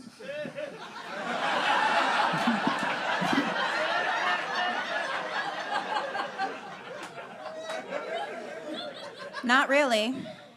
You look absolutely beautiful. I mean, you truly belong here with us among the clouds. Thank you. Will you join me for a little refreshment? Oh, I can eat now. Do you have a buffet? Everyone's invited, of course. Having trouble with your droid? No problem. Why? Han and Leia move arm in arm through the door, followed by Lando and Chewie. Long shafts of light pour across the corridor between the tall, pure white columns. So, you see, since we're a small operation, we don't fall into the jurisdiction of the Empire. So you're part of the mining guild then? No, not actually. Our operation is small enough not to be noticed, which is advantageous for everyone since our customers are anxious to avoid attracting attention to themselves. Aren't you afraid the Empire is going to find out about this little operation and shut you down? There's always been a danger looming like a shadow over everything we've built here, but things have developed that will ensure security. I've just made a deal that will keep the Empire out of here forever. We would be honored.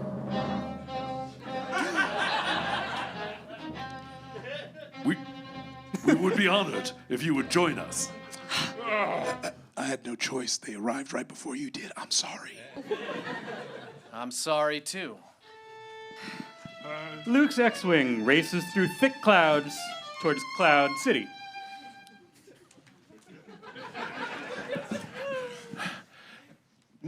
Oh, yeah. This is worth it. It's like 3 lines long. Right. It's important. No. 3PO's with them. Just hang on. We're almost there. Great job, guys. Good job. Chewbacca is in a Cloud City prison cell. The storeroom is flooded with hot light. To add to Chewie's misery, a high-pitched whistle screeches loudly. Chewie is going mad. He hits the wall with giant fists, and he paces back and forth across the cell floor. Then, moaning to himself, he moves to a platform where the disassembled pieces of 3PO lie. Ron Funches.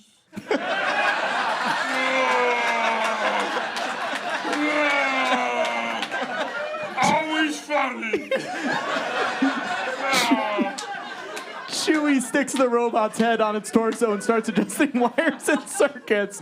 Suddenly, the lights in 3PO's eyes spark to life as Chewie touches 2 connectors together. 3PO immediately begins to speak, but his voice is so slow and so low as to be nearly unintelligible. Oh my.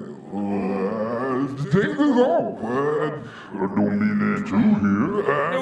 No, please don't get up, no. Chewie looks at 3PO in bewilderment, then scratches his furry head. He gets an idea and adjusts some connections, whereupon 3PO immediately begins speaking normally. Stormtroopers, here? We're in danger. I must tell the others. Oh, fuck, I've been shot.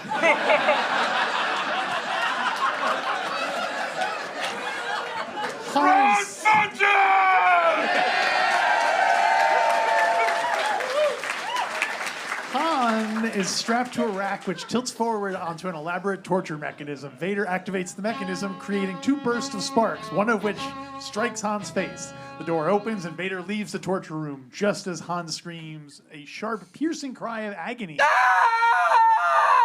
Darth Vader moves to the holding chamber where Lando and Boba Fett await him.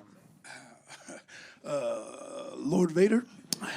You may take Captain Solo to Jabba the Hutt after I have Skywalker. He's no good to me, Dad. He will not be permanently damaged. Lord Vader, what about Leia and the Wookiee? They must never again leave this city. Look, that was never a condition of our agreement, nor was I given Han to this bounty hunter. Perhaps you think you're being treated unfairly. Nah. Good. It would be unfortunate if I had to leave a garrison here. This deal's getting worse all the time.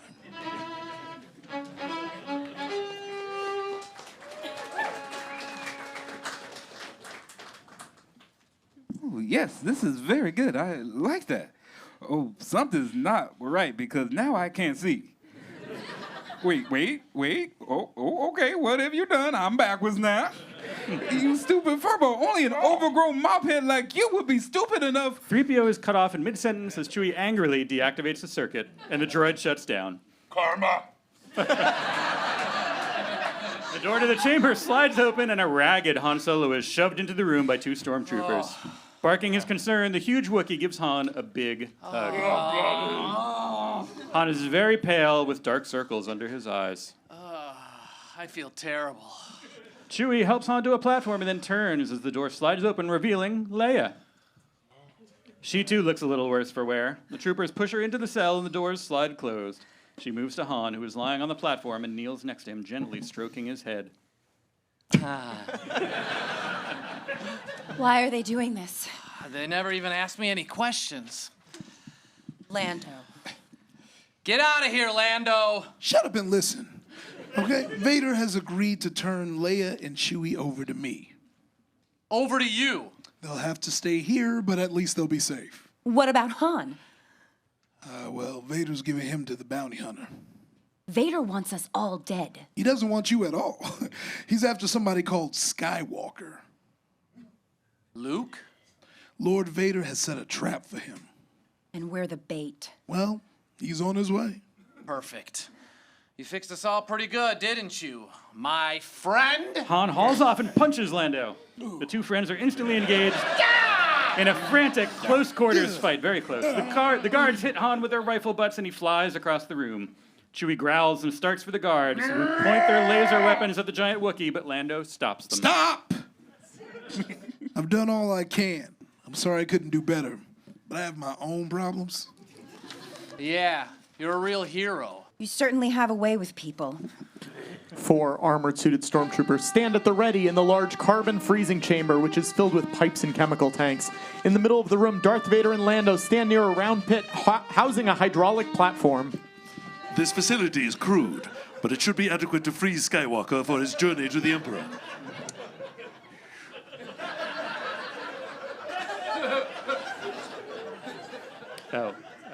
Somebody's B-Will now. Hey, Hal. Yeah? You're B-Will now. B-Will now, all right. It's all right. This will all be cut out on YouTube, and you'll have no idea that it happened. Lord Vader, ship approaching. What? Wait, I'll do it. All right. As I was saying. Lord Vader, yes? Ship approaching. X-Wing class. Good. That was good. Monitor Skywalker and allow him to land. Lord Vader, we only use this facility for carbon freezing. If you put him in there, it might kill him. I do not want the Emperor's prize damaged. We will test it on Captain Solo. With Boba Fett in the lead, a squad of 6 stormtroopers brings in Han, Leia, and Chewie. Strapped to Chewie's back, with only his head, torso, and one arm assembled, is 3PO.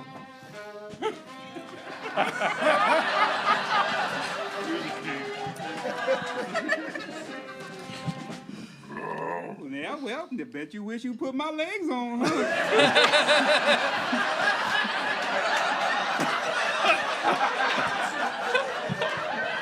I wouldn't be in this ridiculous position. Now remember, Chewbacca, you have a responsibility to me.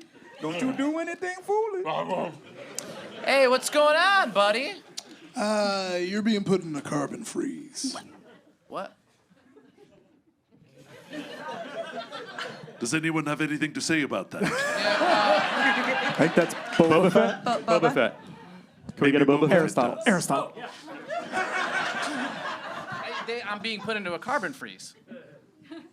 Yes. Isn't that crazy? What if? The Emperor will compensate you, Boba Fett. I'm just bringing this out of nowhere, but if he dies, My lines aren't highlighted here, so sorry. Top of 83, Boba Fett. What if he doesn't survive? He's worth a lot of money to me. The Emperor will compensate you if he dies. Right. Put him in.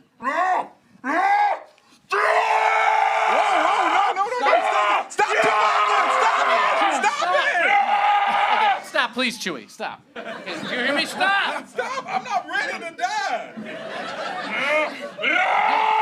Chewie, this won't help me. Hey, save your strength. There'll be another time. All right, the princess. You have to take care of her. You hear me? Han turns to Princess Leia. They look sorrowfully at each other. Then Han moves towards her and gives her one final passionate kiss.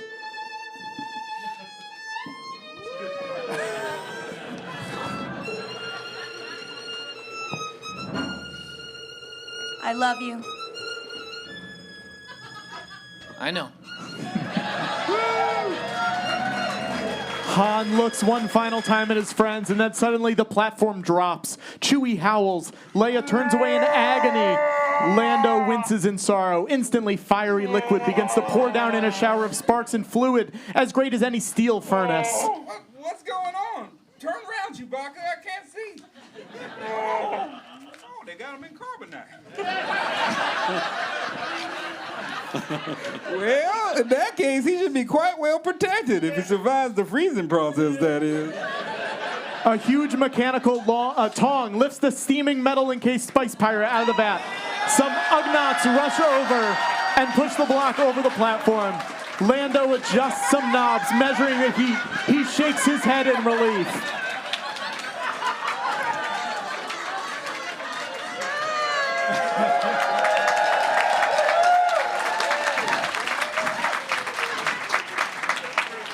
Well, Calrissian, did he survive? Yes, he's alive and in perfect hibernation. He's all yours, Bounty Hunter. Reset the chamber for Skywalker. Skywalker has just landed, my lord. Good. See to it that he finds his way here. Calrissian, take the princess and the Wookiee to my ship. You said they'd be left in the city under my supervision. I am altering the deal. Pray I don't alter it any further. Luke and R2 move carefully down a deserted corridor. They hear a group of people coming down a side hallway. Boba Fett enters from a side hallway followed by 2 guards pushing the floating encased body of Han Solo. 2 stormtroopers who follow immediately spot Luke and open fire on him. The youth draws his weapon and blasts the 2 troopers before they can get off his second shot.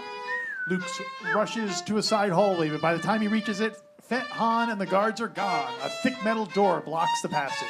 Luke then turns to see Leia, Chewie, and 3PO and Lando being herded down a second hallway by several other stormtroopers. Leia turns just in time to see Luke. Luke! Luke, don't! It's a trap! It's a trap! Before she can finish, she is pulled through a doorway and disappears from sight.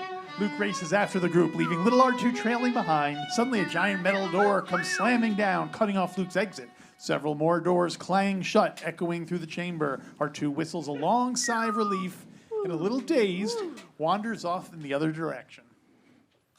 Luke cautiously walks toward the hissing pipes and steam. The platform he stands on begins to move. Luke rises into the chamber, borne by the platform. The room is deathly quiet. Warily, Luke walks towards the stairway. Looking up through the steam, Luke sees a dark figure standing on a walkway before him. Luke holsters his gun and moves up the stairs to face Vader. He feels confident, eager to engage his enemy. The Force is with you, young Skywalker, but you are not a Jedi yet. Luke ignites his sword in answer. In an instant, Vader's own sword is lit. Luke lunges, but Vader repels the blow. Again, Luke attacks, and the swords of the two combatants clash in battle!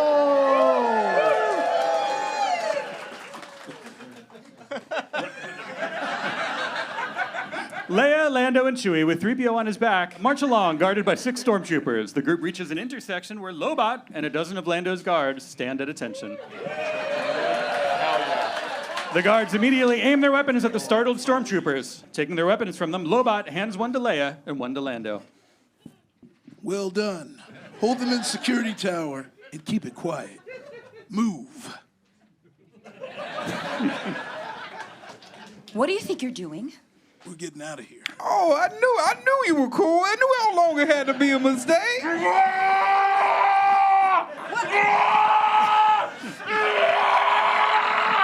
Yeah, that's right.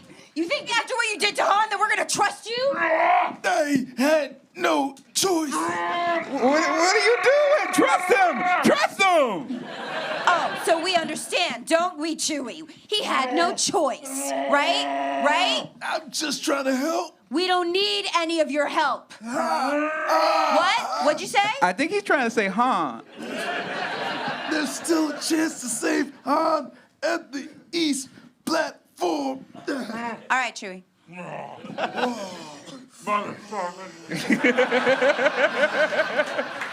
Look, I'm sorry about all that, but you know, he a Wookiee. You know how they be.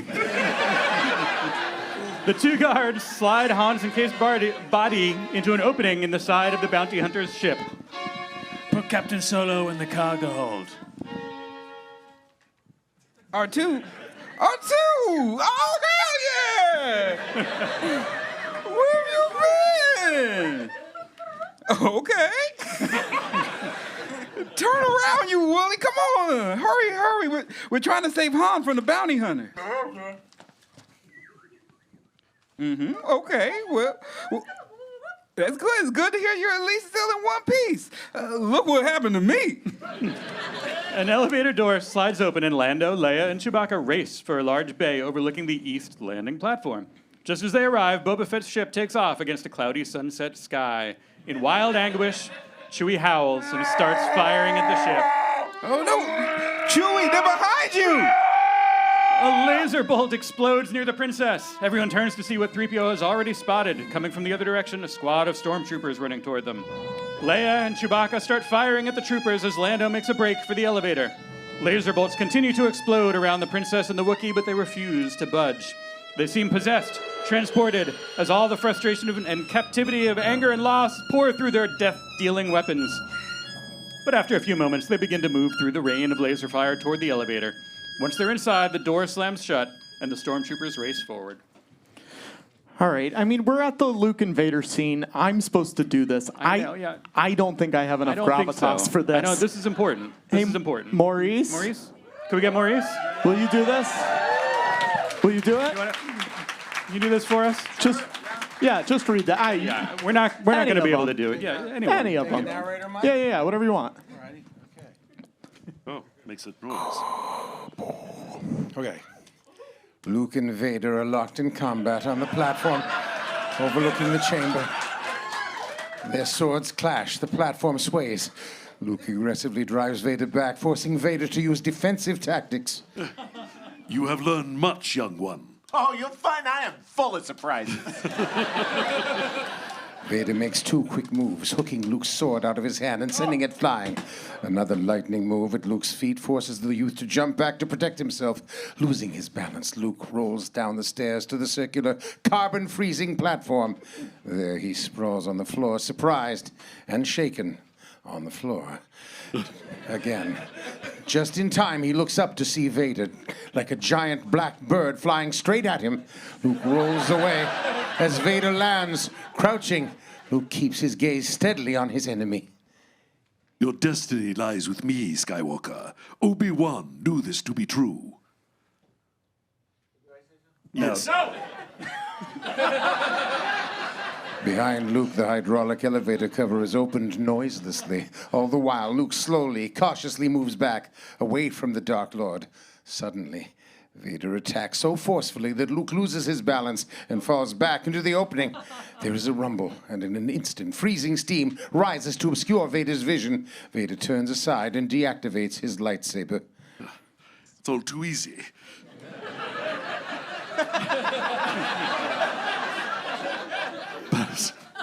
Perhaps you're not as strong as the Emperor thought. Through the steam, Vader, something blurs upward. Vader turns around and then looks up. He sees Luke, who has leaped 15 feet straight up and now hangs upside down from... No. He said it. You're not gonna say no to him. That's what it says kidding. right there. Hangs from some hoses on the carbonite outlet. Impressive. Most impressive. Luke jumps down the platform where he is separated from Vader by the steaming carbonite pit. He raises his hand. His sword, which had fallen on another part of the platform, swiftly jumps into his outstretched hand and is instantly ignited. Vader immediately lights his sword as well. Let me find that. There we are. Oh, yes, I have a line. Obi-Wan has taught you well. You have controlled your fear. Now, release your anger. Luke is more cautious, controlling his anger. He begins to retreat as Vader goads him on. Luke takes a defensive position. He realizes he has been foolhardy. A quick sword exchange, and Luke forces Vader back. Another exchange, and Vader retreats. Luke presses forward. Only your hatred can destroy me.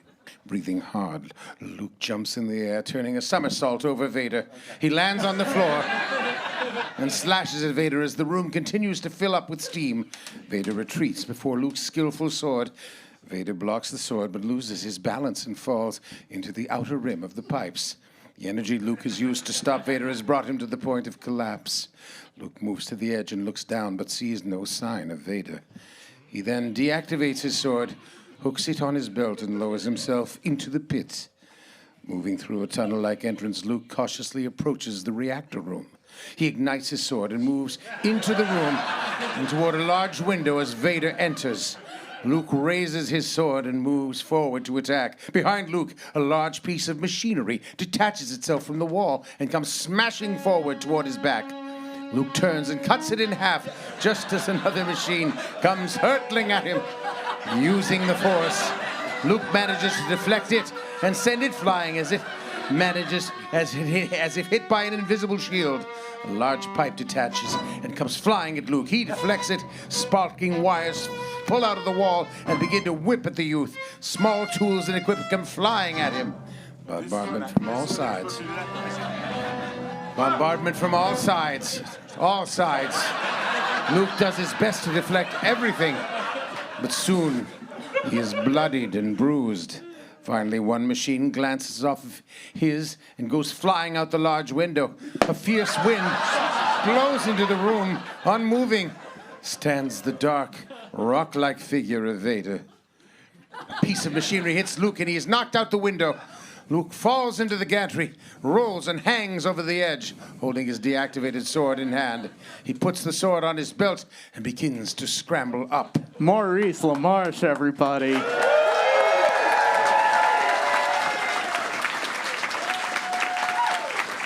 I gotta follow that.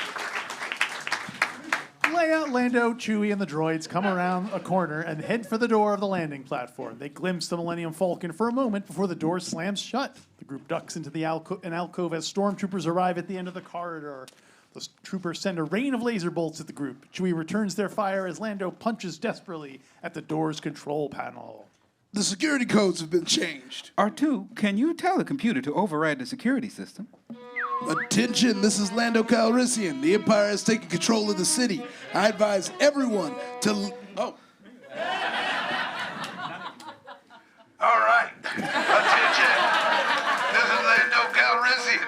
The Empire city. I advise everyone to leave before the Imperial troops arrive. You're in danger. R2 takes off a computer cover and sticks his computer arm into the socket. Suddenly, a short beep turns into a wild scream. R2's circuits light up and his head spins wildly, and smoke begins to seep out underneath him. Quickly, Chewie pulls him away. This way. Oh, come on, don't blame me. I'm an interpreter. I'm not supposed to know a power socket from a computer terminal. In a panic, Cloud City residents are trying to get out of the city. Some carrying boxes, others packing packages. They run, then change direction. Stormtroopers pursue Lando, Leia, Chewie, who are firing back at them. R2 works on another door at the landing platform while 3PO berates him for his seeming ineptitude. What are you talking about? We're not interested in the hyperdrive on the Millennium Falcon. It's fixed. Just open the door. You stupid lump. A triumphant beep from R2, and the door snaps open. You know, I never doubted you for a second. R2 lays a cloud fog, obscuring everything as the group dashes outside. Lando and Leia hold off the troops as the droids get on board with Chewie. As Chewie bounds up to the ship with 3PO on his back, 3PO hits his head on the top of the ramp. Oh, come on, that hurt. Bend down, you thoughtless Okay. Chewie starts up the ship. The giant engines begin to whine as Lando and Leia race up the ramp under a hail of laser fire. Leia, go! R2 drags the partially assembled 3PO down the corridor of the Falcon. I thought that hairy beast would be the end of me. Of course, I've looked better. Thank you. The Millennium Falcon lifts gracefully into the twilight sky and roars away from the city. Troops fire after it, and TIE fighters take off in pursuit. Luke moves along the railing and up to the control room. Vader lunges at him, and Luke immediately raises his lit sword to meet Vader's. Sparks fly as they duel, Vader gradually forcing Luke backward toward the gantry. Towards the pantry.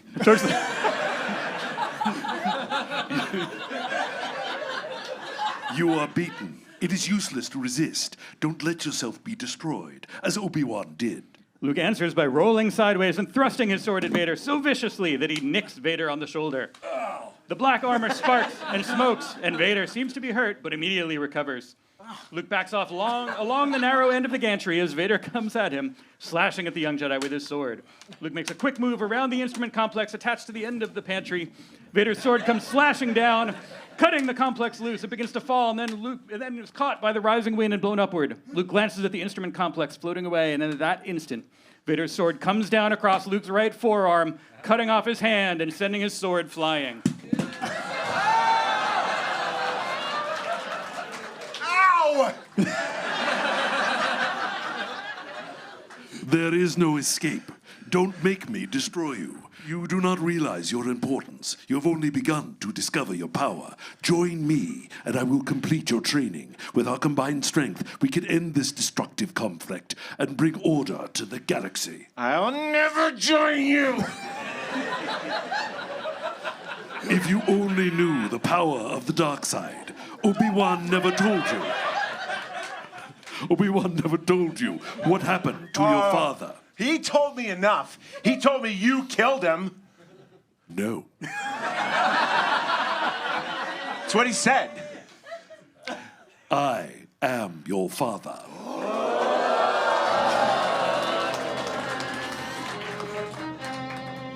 Wait. No, because no. No, that's not true. That's impossible! Search your feelings. You know it to be true. No. No! No! Luke, you can destroy the Emperor. He has foreseen this. It is your destiny. Join me, and together we can rule the galaxy as father and son. Come with me. It is the only way. A calm comes over Luke, and he makes a decision. In the next instant, he steps off the pantry platform into space. The Dark Lord looks over the platform and sees Luke falling far below. Luke tumbles through an exhaust pipe. He slides to the end of the thick, slickly polished pipe and stops as his feet hit a circular grill and knock it open. He claws at the surface of the pipe, trying to keep from sliding out into space, but unable to hang onto the pipe, Luke tumbles out, emerging at the undermost part of Cloud City. Reaching out desperately, he manages to grab onto an electric weather vane. Oh, God. Or a mic stand. I got it, yeah. Ben, please. Ben, Leia. There's an ominous cracking sound from the base of the weather vane, and a piece breaks off, falling into the clouds far below. Hear me, Leia? In the Millennium Falcon cockpit, Leia seems to be lost in a fog, her expression troubled. Luke, we've got to go back. What? I know where Luke is. Well, what about those fighters? Chewie, just do it!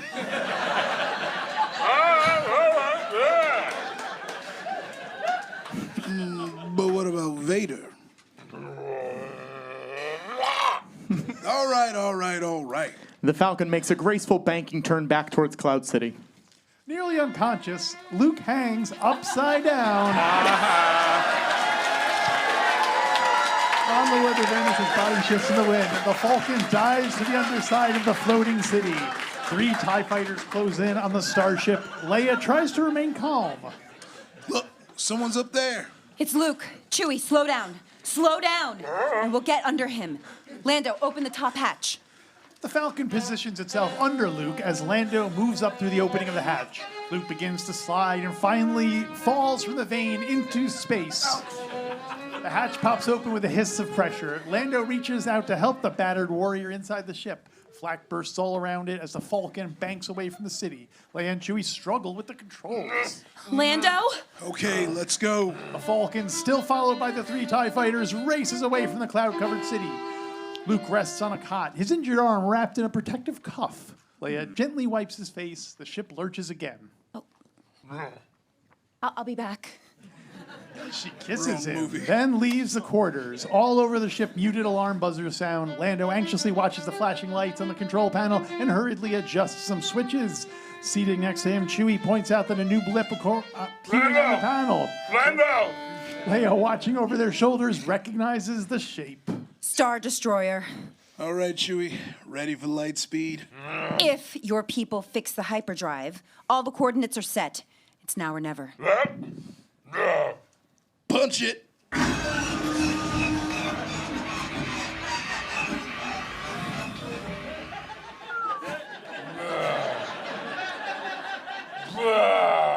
They told me they fixed it, okay? I trusted them to fix it. It's not my fault.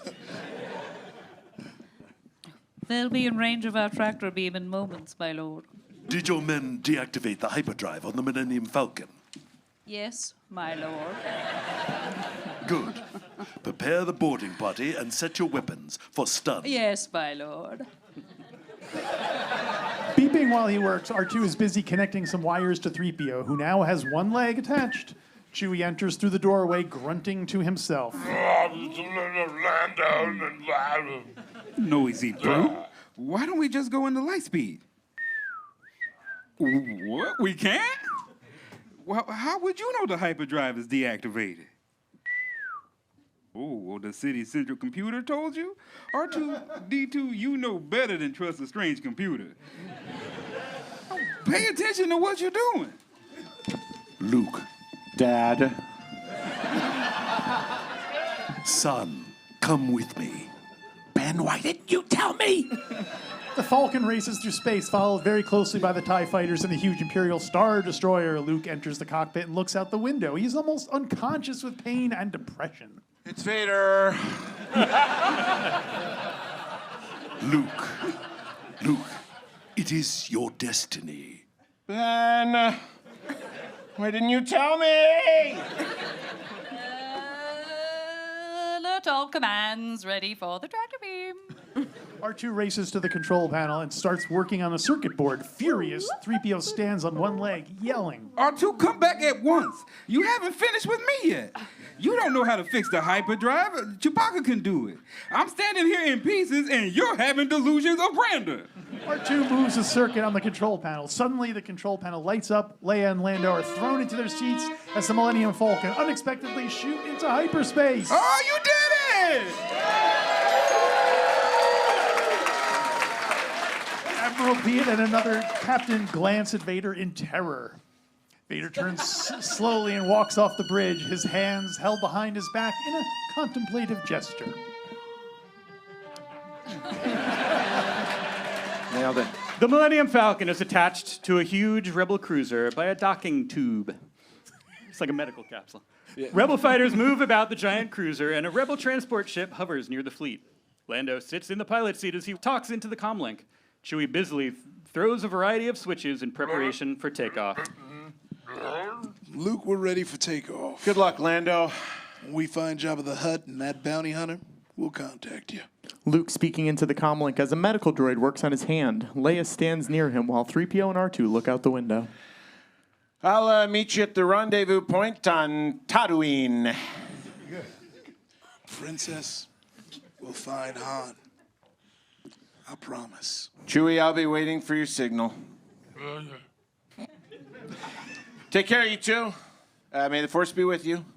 Luke looks down at his hand. The medical droid makes some adjustments in a tiny electronic unit and then pricks each one of Luke's fingers. Ow!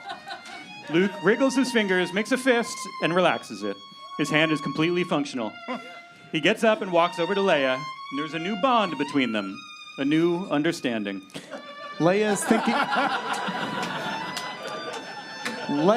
thinking about Han. Luke is thinking about his uncertain and newly complicated future. Together they stand at the large window of the medical center, looking out on the Rebel Star Cruiser and a dense, luminous galaxy swirling in space. Luke puts his arm around Leia, the droids stand next to them, and 3PO moves closer to R2, putting his arm on him. The group watches as the Millennium Falcon moves into view, makes a turn, and zooms away into space, while Luke, Leia, and the droids stand looking out the window at the Star Cruiser. 2 escort fighters join the large ship. Slowly, the cruiser starts to move away into space. The end! Oh boy. Thank you so much for coming to Minox in Space, everybody. We really appreciate it. Who we got? We got Eric Edelstein, we got Hal Lublin, we got Melissa Fumero, we got Danny Pudi, Aristotle Athari, Varney, Rich Sommer, Mark McConville, John Milhiser, Ify Nwadiwe, Maurice LaMarche, David Wain, Diedrich Bader, JoJo Ginn, Funches, Chrysanthe, James Waterman, Ender Smith, Dynasty Typewriter. Thank you all for coming out. We appreciate it. Guys, we always, at the end of these shows... The one more thing moment. Yeah, we always announce the next show at the end of this show. And as you know, these shows sell out very quick. So we want to give you guys the first opportunity to get tickets for the next one. It's going to be August 16th. It's a Saturday. And it's called It's a Yubby Nubby Ewok Murder Party. It's a very Merry Muppet Christmas. Hey, Patrick. Yeah. Does Luke get upside down in that one? I think maybe once, I want to say. You said August 16th? 16th. Oh, shoot. Downloading it right now. I can't make it You that can't day. make it? No. Oh, no. Shoot. The 16th? Yeah. Shoot. All right. Well, maybe we'll switch the date, but I think we'll it's talk going to to be these August guys. We can 16th. Guys, thank you so much for coming. We appreciate it. Have a great night.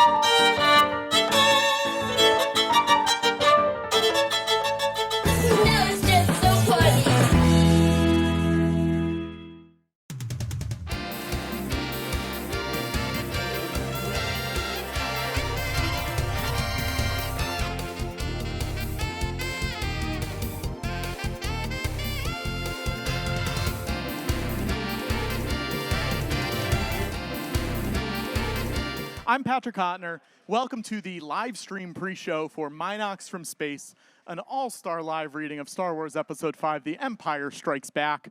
Guys, are we excited for the show tonight? Oh my goodness, look at this.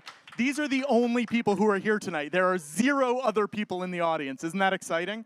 We're doing a live reading of The Empire Strikes Back. This is our 6th one that we have done. We've done 5 at Dynasty Typewriter, 1 at San Francisco Sketchfest. We did the Star Wars Holiday Special. You can go watch all of them on Dynasty.tv or on other places. There's other places too. Go check them out. If you haven't seen any of these, they're very fun. But tonight is going to be a very exciting night. A lot of surprises, a lot of fun, quirky little bits that we have planned. This sounds exhausting, doesn't it? It's not. It'll be fun. Let's talk to people. Hi, how are you? I'm great. How are you? What's your name? My name's Annalise. Annalise, have you ever been to Dynasty Typewriter before? I have. Favorite venue. It's amazing. It's amazing. What are you looking forward to from the show tonight? I'm so looking forward to seeing all of these amazing comedians who I admire so much see their own interpretation of a film that I love so much. So, Look at that. Full disclosure, this feels like when people go on the news and they have to say, our company is also owned by this parent company. Annalise and I work together. That's a weird coincidence. It wasn't on purpose. I love this. This is you are Luke hopping. Is that what we should call it? They call it, or Luke bounding. You're Luke bounding. How are you? What's your name? Hi there. I'm Jeremy Benson, and I've been to every one of these except the Naboo movie. Whoa. I came here 2 hours early, standing in the 90-degree sun in my luxurious Empire Strikes Back from Goodwill outfit. So a lunatic. We got a lunatic right here. Thank you so much for coming. What are you looking forward to tonight? The cast reveals are so visceral when you're in the audience, even more so than on the live streams or on YouTube, to just find out who's going to be Yoda today. Oh, do you have a prediction? God, no. God, no. God, no. This is amazing. All right, we're going into the theater. Look at all these posters. Check out this poster for the show tonight. It's by Alex Robinson, who's one of the narrators. We're very excited for. We got a lot of cool stuff for people to get if they're in the theater, seeing the show live. Look at this. We have a Grogu over here, a little baby Yoda, Look at all these people waiting for the bathroom. Isn't this exciting? And now we are going into the house, and soon my voice will be able to be heard over the loudspeaker at Dynasty Typewriter. When will it kick in? When will we be able to hear it over the loudspeaker? Is now the moment. Here we are, guys. How exciting is this? Who's here for the very first time? Who's never seen one of these in person? I mean, that's a pretty good amount. That's amazing. Congrats to you for hopping on these tickets quick, because they go very fast. Thank you so much for coming. This is going to be very fun. We're going to do something a little different tonight. We have a microphone set up over there. And this is because I feel like whenever I come out here, I always talk to people who don't want to talk to me. So and I can't handle that. So we said tonight, let's get people who want to talk, and we're going to play a little teeny tiny little trivia-ish game. You don't really need to know anything, but I feel like at least 2 of these frickin' nerds will know a lot of stuff. I only don't know if you are a nerd because you're not wearing a Star Wars thing. Okay, here we go. So this is a game created by Dax up in the booth. Dax, let's give a little wave. There's Dax. I'm going to give you 4 names, okay? 3 of them are not... oh boy. Okay, 3 of these are notable Albanians of history. And 1 of them is a canon Star Wars character. Okay? What's your name, first of all? Jeff. So good to see you. Number 1, Bodhi Acuna. Number 2, Clevis Bega. Number 3, Castro Zizo. Number 4, Martin Shkreli. Wow. I thought this was going to be easier. Talk directly into the mic. Can you hear me now? Yeah. Here's the thing. Just take a guess. What was the third? No, Who is? one of them is a Star Wars character. I think it's Bodhi Acuna, Clevis Bega, Castro let's go Zizo, with Martin A. Shkreli. Cassian Andor. We're all helping here. Bodhi Acuna, I think, is from the Jedi Survivor video games. sounded familiar. Okay, good job. We're going on to number 2. I didn't. Number 2. Complete guess. Number 2, yes, that's really canon. Oh my God. Let's see. Let's find a good one here. 1 second. That one's too easy. Okay, here we go. I Do should it, also Patrick. You can do it. I should also Give me say a hard one, Patrick. Clevis is an actor. Castro is Clevis's acting name. That's his professional acting name, so it's the same person. Okay, here we go. Number 2. Anaconda Far, Zana Nimani, Gakko Kako. This is dangerous. Or Inva Mula. Which one is the name from Star Wars? Yeah. Does anyone here know this one? Oh, boo. I know it. You I know it? I want to see if anyone else can do it. Okay. Anaconda Far is from Star Wars. Great. Mic drop.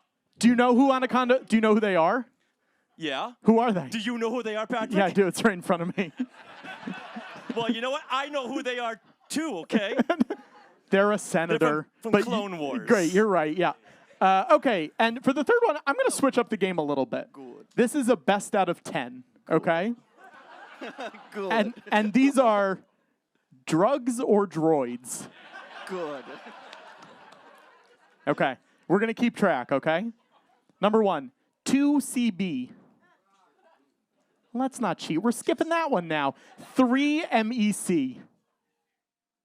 That is a droid. That's a drug. 21B. Droid. That's a droid. Thank you. A31. Drug. This is a drug. It's a nerve gas. Good to know. 8D8. Hey, look at that. Droid. Droid, yes. L337. Droid. Great. LXR11. Definitely a drug. Definitely a drug. 5MEO. Drug. Yep. Thank you. M99. M99. Yeah. Drug. Yeah. C110P. It's got to be a droid. It is. It's Chopper. Yes. Cheers. And the last one, WAC47.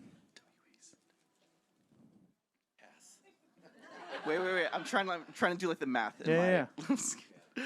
Spelling. Okay, one more time, please. WEC47, I think. WAC, WAC 47. WAC 47. Droid. Droid. Clone Wars Pit Droid. Great job. Cheers. You all win. I don't know where Samuel is. Samuel, yeah, you all win. You're all going to get a little piece of candy from the bar, or a bag of candy. Okay, great. Guys, thank you so much. We're going to start in a few minutes. Just hang out. Don't go anywhere. That would be weird. Thank you so much. We'll see you soon. Bye-bye. Thank you. Where's that candy? I tricked you. I said we were done. We're not done. I'm here. Diedrich Bader's here. Diedrich, how are you? Hello, everyone.